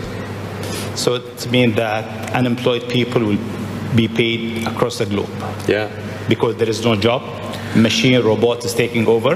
That's simply and I want to be clear that these are not things that I think that I wish would happen. These are simply things that I think probably will happen. It's actually what his grandfather planned to have happen. And of course, as the communists say, they said during the Soviet Union, they pretend to pay us and we pretend to work. Well, now we don't have to pretend to work anymore. They will, however, pretend to pay us, but it will be universal communism. All right, we've been talking about Elizabeth Warren's plans to prohibit homes, her plans to prohibit vehicles, and her plans to severely restrict electricity generation. Folks, if you think you're going to be tootling around in your government-subsidized battery electric vehicle, you don't understand what the plan is. If they're going to restrict production of electricity, if they're going to restrict traffic flow because these urban planners don't want to build roads, you aren't going anywhere in that. And they don't plan for you to go anywhere. They want to keep you captive in their city, as I pointed out earlier in the program. UCLA professor, urban planner, of course, said we have to get away from this idea of private property ownership. Why did we incentivize home ownership in the middle of the 20th century? We don't want that. We don't want urban sprawl. You should view this with the same alarm as I hope you viewed it when Melissa Harris Perry said, we got to get over this notion that you own your kids. You know, parents don't own their kids. We've now got Democrats saying you should have a license. We should prohibit that, any childbearing. We should have you have to put aside some kind of a deposit for your toddler with society, you know, because you have to be accountable to us. These people don't want you to have children. They don't want you to have a family. They don't want you to have a home, transportation, free speech, the means to defend yourself. So let's talk about what they're doing now in terms of that other prohibition of the Second Amendment. You know, there was something, we'll get to Virginia here in just a moment. But before we do, take a look at what just happened in Atlanta. This was reported by Reason Magazine. They have disbanded their narcotics unit to focus on violent crime instead. Oh, imagine that. Imagine a government that was focused on stopping violent crime rather than locking up nonviolent offenders in record numbers, which is what we did under the Reagan administration with the mandatory minimums and the surge moving towards end users that was part of the Ed Meese Attorney General administration. And so they had a local TV station contact the Atlanta police when they talked about the fact they're banning their narcotics unit and wanted a statement from them. And they were very clear about it. They said in their statement, we know that the illegal narcotics trade is often at the center of criminal activity that is fueled by guns and gangs. The department is decriminalizing its narcotics unit in recognition that the violence that surrounds this trade should be the focus of the entire department and not just one team. And they said that we find that when we focus on the violence, that some of these other things happen as well. You know, we get some of these really vicious drug dealers off of the street. Isn't that amazing? I think that's a very positive sign because it is the violence that we want to address. You know, going back to Lysander Spooner, he made a very big distinction between crime and vice. He said a crime is something that you do to somebody else, right? Whereas vice is something when you harm somebody else, you know, like violence. Vice, on the other hand, is when you harm yourself. And he was talking about that in the context of the people at the time who were pushing for alcohol prohibition. And even though they did alcohol prohibition with respect to the Constitution, and they passed the required constitutional amendment, number 18, that is obviously required by the 9th and the 10th Amendment, saying that you don't have the power unless we expressly give it to you. Nobody gave them the power to prohibit alcohol or anything else. There is, as I've pointed out many times, no authority for either the FDA or the DEA to exist. The federal government doesn't have the responsibility to do any of that. And if they wanted to respect the Constitution, they would have passed a constitutional amendment to authorize the UN war on drugs, but they didn't do that. They don't have any respect for the rule of law anymore. And as a result, we got the most number of people that have ever been locked up by any society in prison. And it hasn't done anything to slow down either the use of drugs or the violence associated with it. It has, however, destroyed our criminal justice system. It has corrupted our government officials and our police departments. It has destroyed all of our due process and other things that were in the Constitution. In other words, not excessive penalty for various things. They can now confiscate your property without a conviction, without even charging you with a crime, civil asset forfeiture, as well as mandatory minimums. That's the legacy of the Reagan administration's war on drugs. And it's a legacy that needs to be shut down. But understand that as we look the other way, and we tolerate that kind of prohibition. They're now going to make that same mistake with guns. But even more so, I want to talk about what's happening to Marty Gottesfeld. This is the guy who is being treated like a political dissident, punished in America as a political dissident. Why? Because he exposed medical kidnapping by a very powerful corporation, Harvard. They have been accused several times of medically kidnapping kids, and in one particular case, he got involved, and he hacked their fundraising site, is what the conviction says. I don't think that Marty admitted to that, but the allegation of what he was convicted of was hacking their website during a fundraiser to draw attention to the medical kidnapping. And for that, he has been given a draconian sentence, and because he pushed back against the prison system, they have punished him by putting him in a communications management unit. And we owe it to Marty as well as to Schaefer Cox, another political dissident who's being punished there. They have set up 2 secret sites within America, one of them in Terre Haute, Indiana. That's where Marty is. Another one in Marion, Illinois. These communication management units are told that this is where they're going to house dangerous terrorists and other high-risk inmates, the majority of whom are Muslims. But let me tell you, there is nobody who is more high risk to the government than someone who blows the whistle on corruption. Political dissidents like Francis Schaefer Cox, and Marty Gottesfeld. Now, Marty has been held incommunicado. I've had his wife, Dana, on multiple times. She hasn't spoken to her husband for more than 8 months. She can only get communications from him by trying to glean information from the lawsuits that he files, complaining about the criminal conditions and the violations of law within these secret political prisons. He claims in the lawsuit that he never received a written notice of the reasons why he was placed into these high security punishment areas. As a matter of fact, he's not only been put in the communications management unit, but in a subsection of that regulates the housing. He was never offered the opportunity to attend an administrative hearing, but even more so, the conditions there. They talk about the temperature during the winter. It's so cold that it assumes the outside temperature rather than doing anything for the heat. They just gave them thermal underwear, which doesn't cover the face, feet, or hands.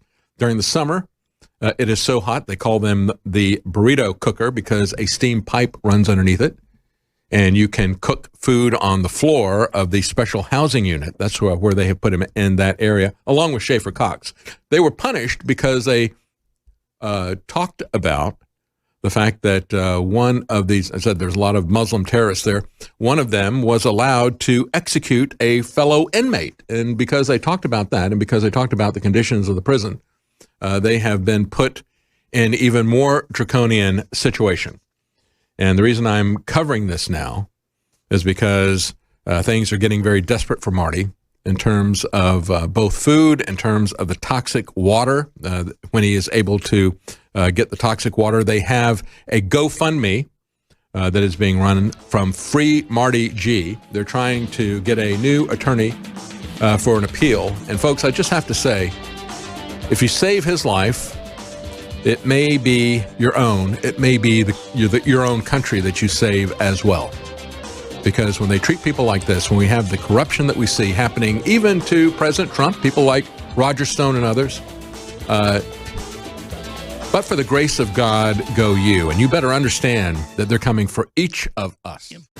We have Michael Bloomberg is doing a tour of Texas. I'm going to play a clip of what he had to say. But before I do, real quickly, and we'll talk about how much money he's spending. The individual, Jack Wilson, if you remember a couple of weeks ago, when you had the tragic shooting in the West Freeway Church of Christ, you had the homeless man who'd been given money by the church multiple times. He shows up wearing a wig and a hood and this big black cloak that he's got a shotgun hidden underneath it. And so this church had seen what had happened with the Sutherland Springs shooting, where a lot of people were killed there. And they had already made the decision that they would act proactively, that they would designate people who would carry concealed, and they would essentially be sheepdogs for the congregation. And Jack Wilson had, until a couple of years ago, had owned for many, many years a shooting range and had been somebody who had trained people to shoot, and a very good shot. He was across the way, and of course the individual who was closest to that man, as he pulled out his shotgun, one individual in the back saw the shotgun, started to draw. He wheeled around and shot that man, and then shot the one who was standing next to him. Jack Wilson was across the church, and he immediately pulled his gun, but he had to wait just a second until people cleared out of the way, because people started to stand up. He kept cool and calm under fire, essentially, and he was able, with one shot, when he was able to finally get a clear shot, he took out the murderer with a single shot to the head. Now, Texas Governor Greg Abbott said on Friday that today he will present Jack Wilson with the Medal of Courage. It's the highest award that can be given to a civilian by the Texas governor. He recognizes what he did, the act of heroism, how he defended people. This entire event was over in 6 seconds. There's no way that you can ever have the police respond to something like that in 6 seconds. I mean, that is yet another example of how you have to have people on site at churches, at schools, rather than leaving them defenseless. And if you leave them defenseless, of course, the only person who shows up with a gun, who doesn't care about laws, who doesn't care about rules, who doesn't care about lives, that person can kill as many people as they want. You know, even the fastest police response is going to take probably 8 to 10 minutes. This was over in 6 seconds. And yes, 2 people died, but it could have been much, much worse. Now, Bloomberg, as he is touring Texas, and again, he is pitching to voters here in Texas. He's on a bus tour. He's stopping in San Antonio, San Marcos, Austin, Waco, Dallas, and so forth. And he responded to this when asked about this particular shooting, where Jack Wilson is going to be given the Medal of Courage today by Governor Abbott. Bloomberg's response to this was that, and I quote here, "It may be true. Now, of course, his own Bloomberg press organization said it was true, because people said, wait a minute, this is a guy who protected innocent life. He had a gun, right? Isn't it okay to do something? Isn't it a good thing that a guy was armed and ready to defend defenseless people?" He says, well, it may be true. I wasn't there. I don't know the facts. Well, you could inform yourself, Mayor Bloomberg. You could take a look at the videos. You could, because it was captured, live stream, what happened there. But, of course, he wants to pretend that there's some doubt about what happened. He is a veteran liar, Bloomberg is. Anyway, he says, I don't know. I wasn't there. I don't know the facts. That somebody in the congregation had their own gun and killed the person who murdered 2 other people. But it's the job of law enforcement to have guns and to decide when to shoot. You don't just want the average citizen carrying a gun in a crowded place. Again, these people trained. They were very responsible. He acted very responsibly. And he was there. There wasn't any law enforcement on the spot. So Bloomberg, as he's touring all these Texas cities, and let's play a clip, video clip number 1. He says that he's going to turn Texas blue. Do you think he is with that kind of rhetoric? Here's Michael Bloomberg with a small crowd. Video clip 1. We're having a problem with that clip. Beto showed that a Democrat can win Texas. But only if you invest time and resources in each and every one of your 254 counties, and that's what we're doing. We are going to finally turn Texas blue. That's right, we're going to turn Texas blue. We're going to say that people like Jack Wilson shouldn't be allowed to protect themselves and others. That's how you're going to turn Texas blue, Bloomberg? Well, you can spend all the money in the world. You've got pretty much all the money in the world, but those kind of lies aren't going to sell here in Texas. Not going to. That dog ain't going to hunt. And we're going to get back to Bloomberg here and his money and what's happening in the Democrat race. But let's focus a little bit here on gun control. We have a Virginia Democrat has introduced a bill. And I got to say, the Democrats in Virginia have just come off the rail. They are drunk with power. And as I point out at the beginning of this program, we've reached a dangerous stage in this country where the grassroots Democrats that mob is so radicalized that these Democrat politicians know that the only way that you can really touch base with them is to go full authoritarian. Take the guns, take the homes, take the cars, kill the kids, make having children a government-granted privilege, and on and on and on, everything that they do. And so these Virginia Democrats, every single one of them is coming out with new authoritarian ideas. We've got one bill where they want to ensure that all gun ranges are going to be government-owned if they exist at all. And, of course, those will only be for law enforcement, as they point out here. Unlawful to operate an indoor shooting range in any building not owned or leased by the Commonwealth or the federal government, unless you've got cops there. Unless it's got fewer than 50 employees and you maintain a log of each user's name, phone number, address, and the law enforcement agency where such a user is employed. In other words, only the cops are going to be able to train with guns. Not going to have any more Jack Wilsons. Going to shut, he had a private shooting range. I think it's one of the reasons why he's running for county commissioner is because they shut down after he had a fire. I think they made it impossible for him to reopen.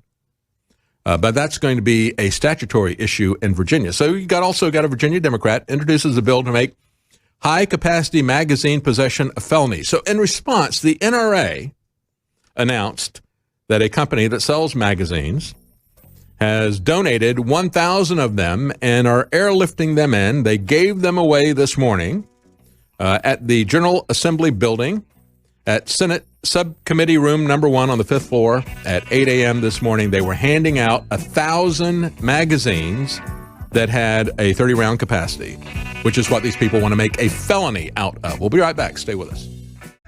Welcome back. As I was just reporting, the NRA has handed out 30-round magazines in Virginia as the Democrats have floated more legislation, not only to ban private indoor shooting ranges unless they're being used by the police, but they also want to make it a felony to have a magazine that has as many as 30 rounds. So Magpull Industries donated 1,000 of these magazines that they now want to turn into a felony.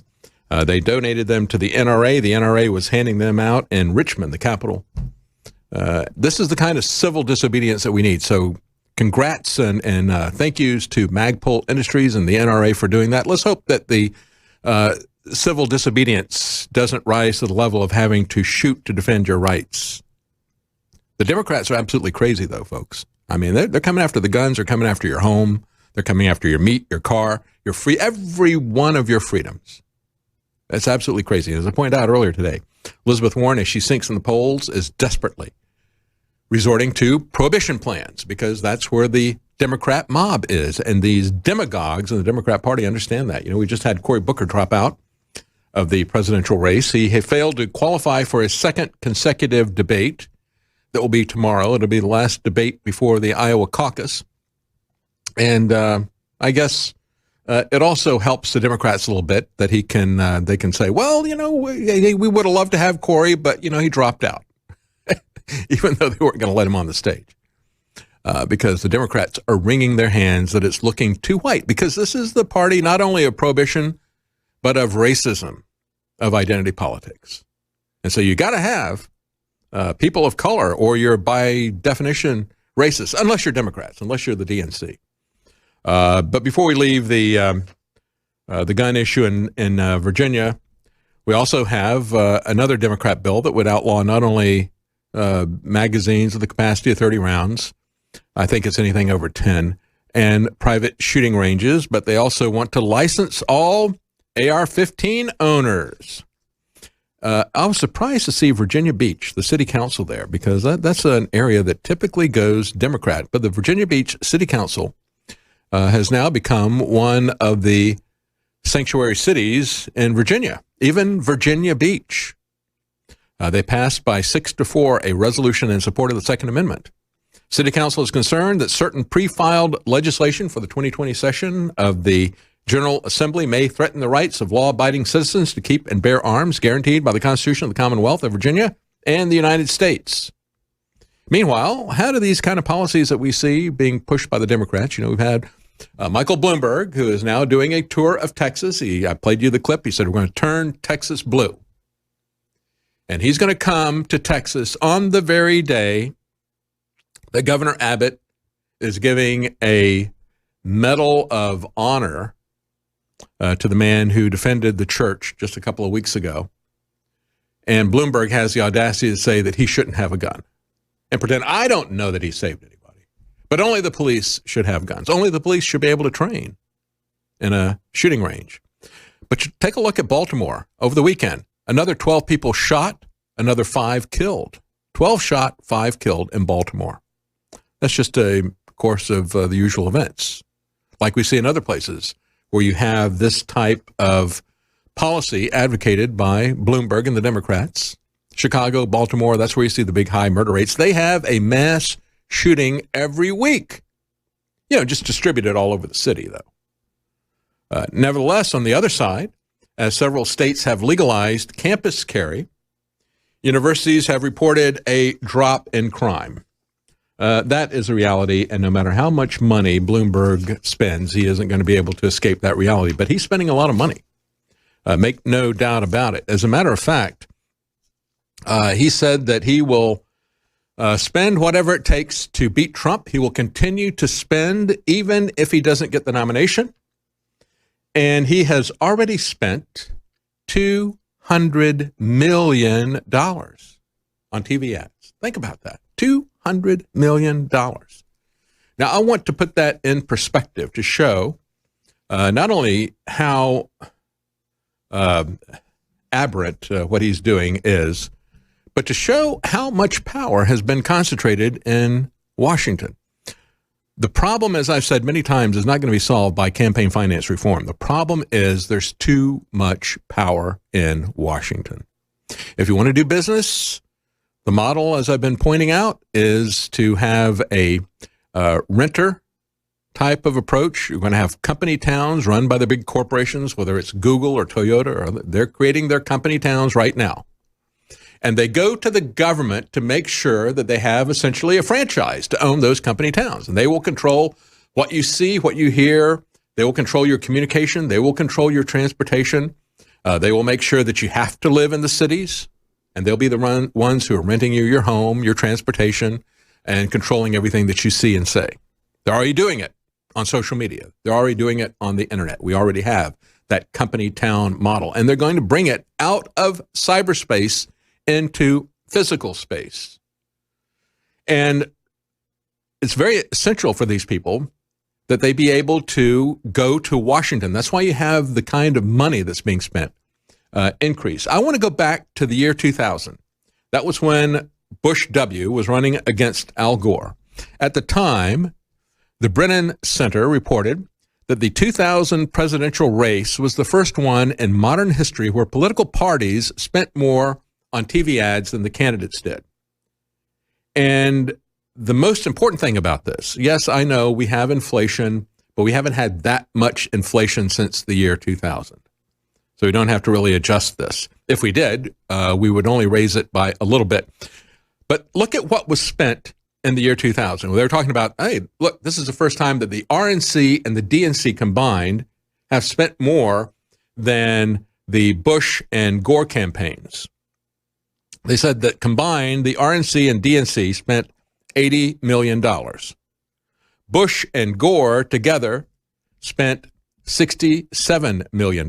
So we're talking about $147 million, right? 147 million. Less than 150 million. Think about the fact that we haven't even had the first primary yet. And we've already had Bloomberg spend $200 million.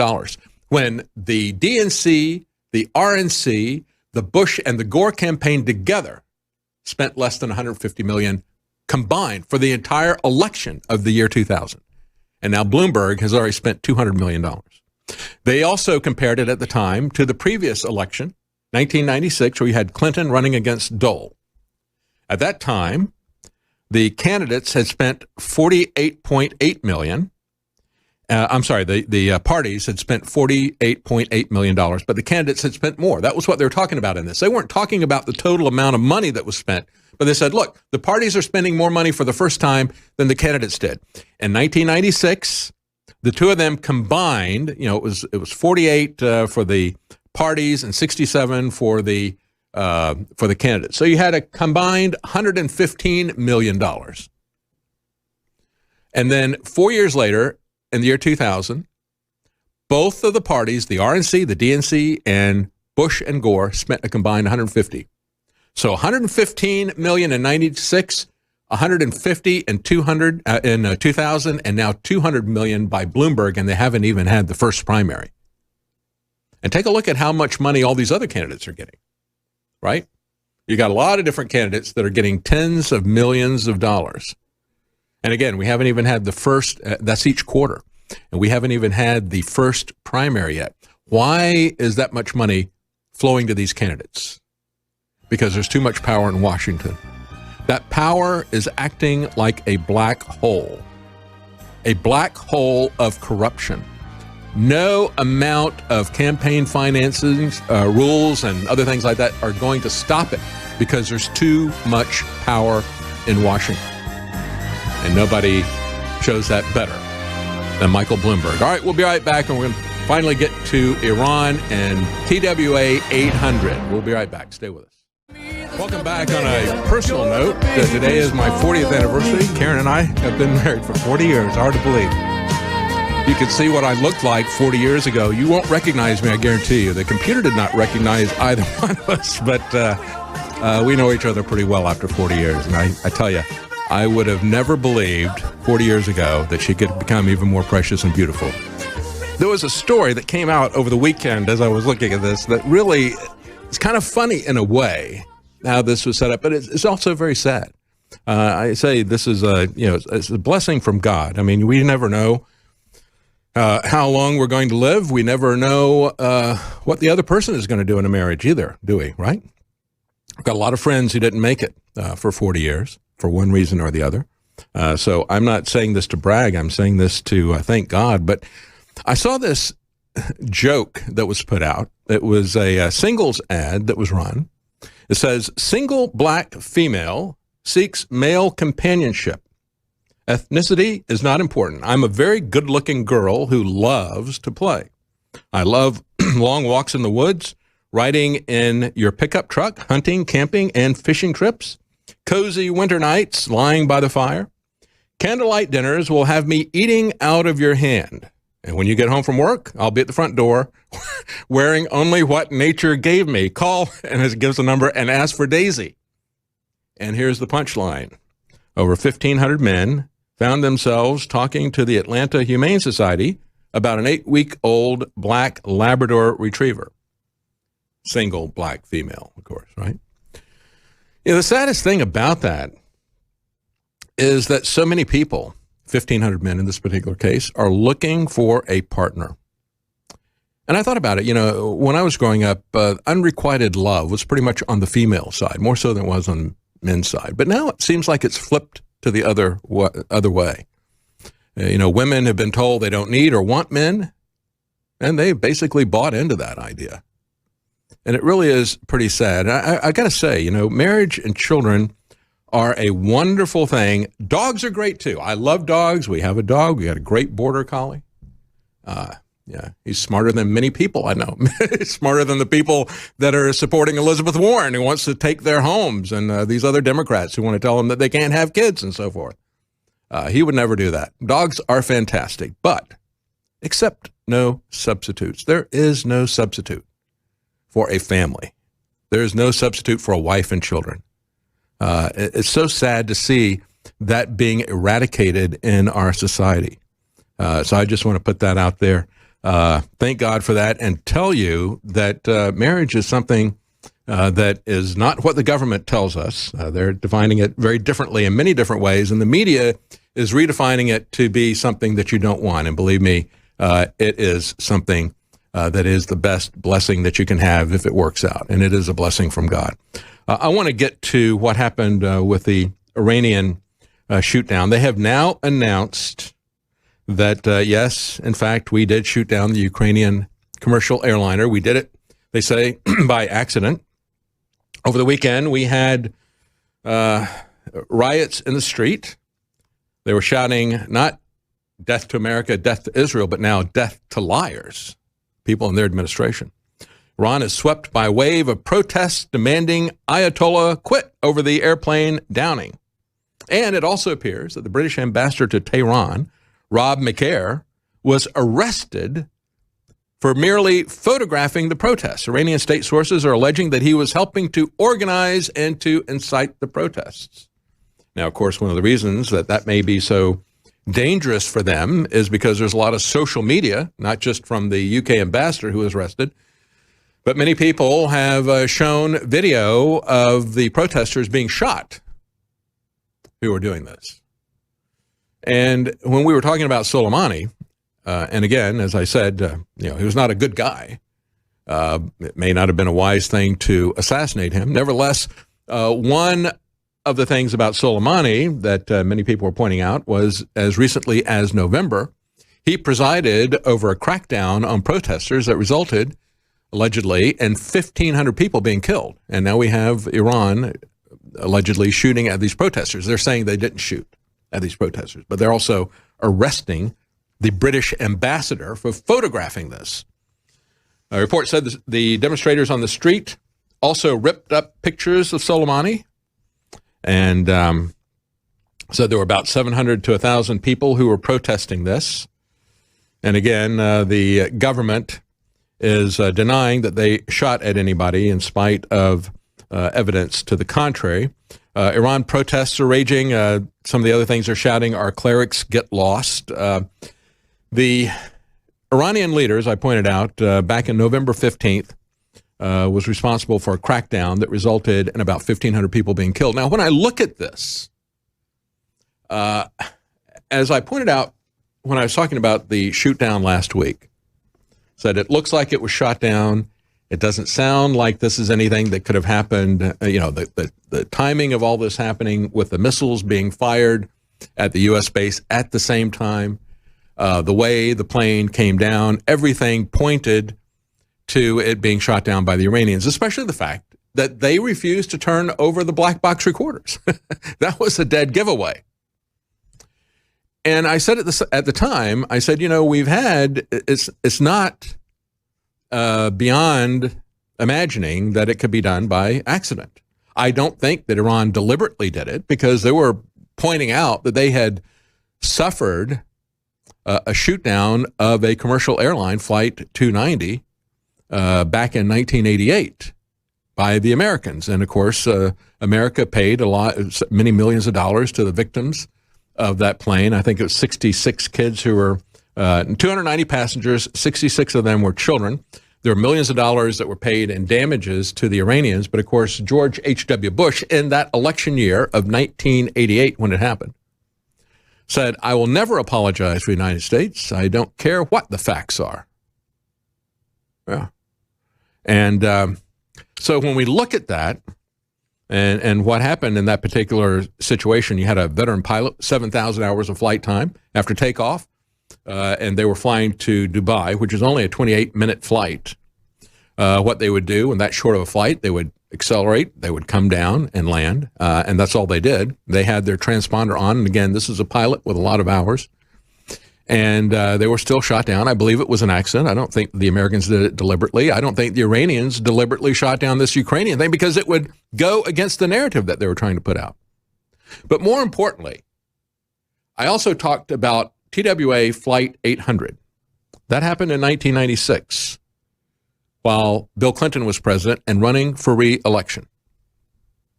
I believe that was an accidental shoot down of an American commercial airliner that was shot down by the U.S. Navy by accident.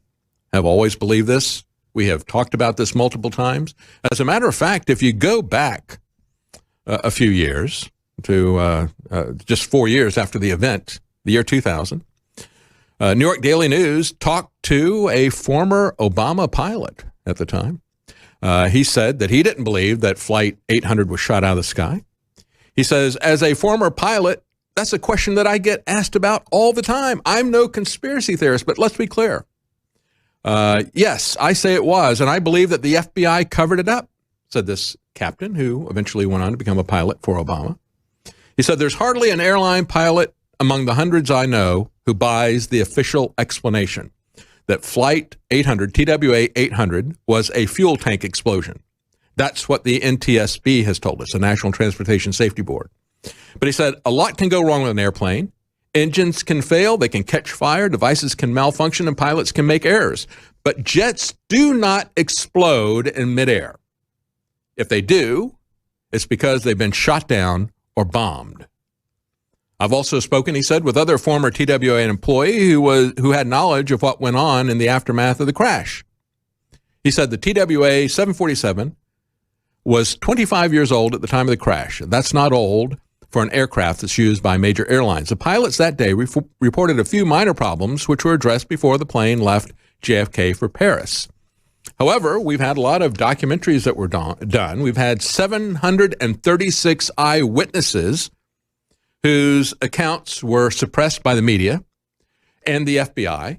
We've had evidence that was confiscated by the FBI to make sure that you didn't see what was going on there. And I got to say, folks, when we look at what's going on in Iran, this is a classic case of our government focusing in microscopic detail on the problems of other countries and distracting you from the problems in our country. We need to get some honesty. We need to take care of the liars in our country. Let the Iranians sort out who their liars are. We know who our liars are, don't we? The usual suspects, the Clintons, the FBI. I wouldn't be surprised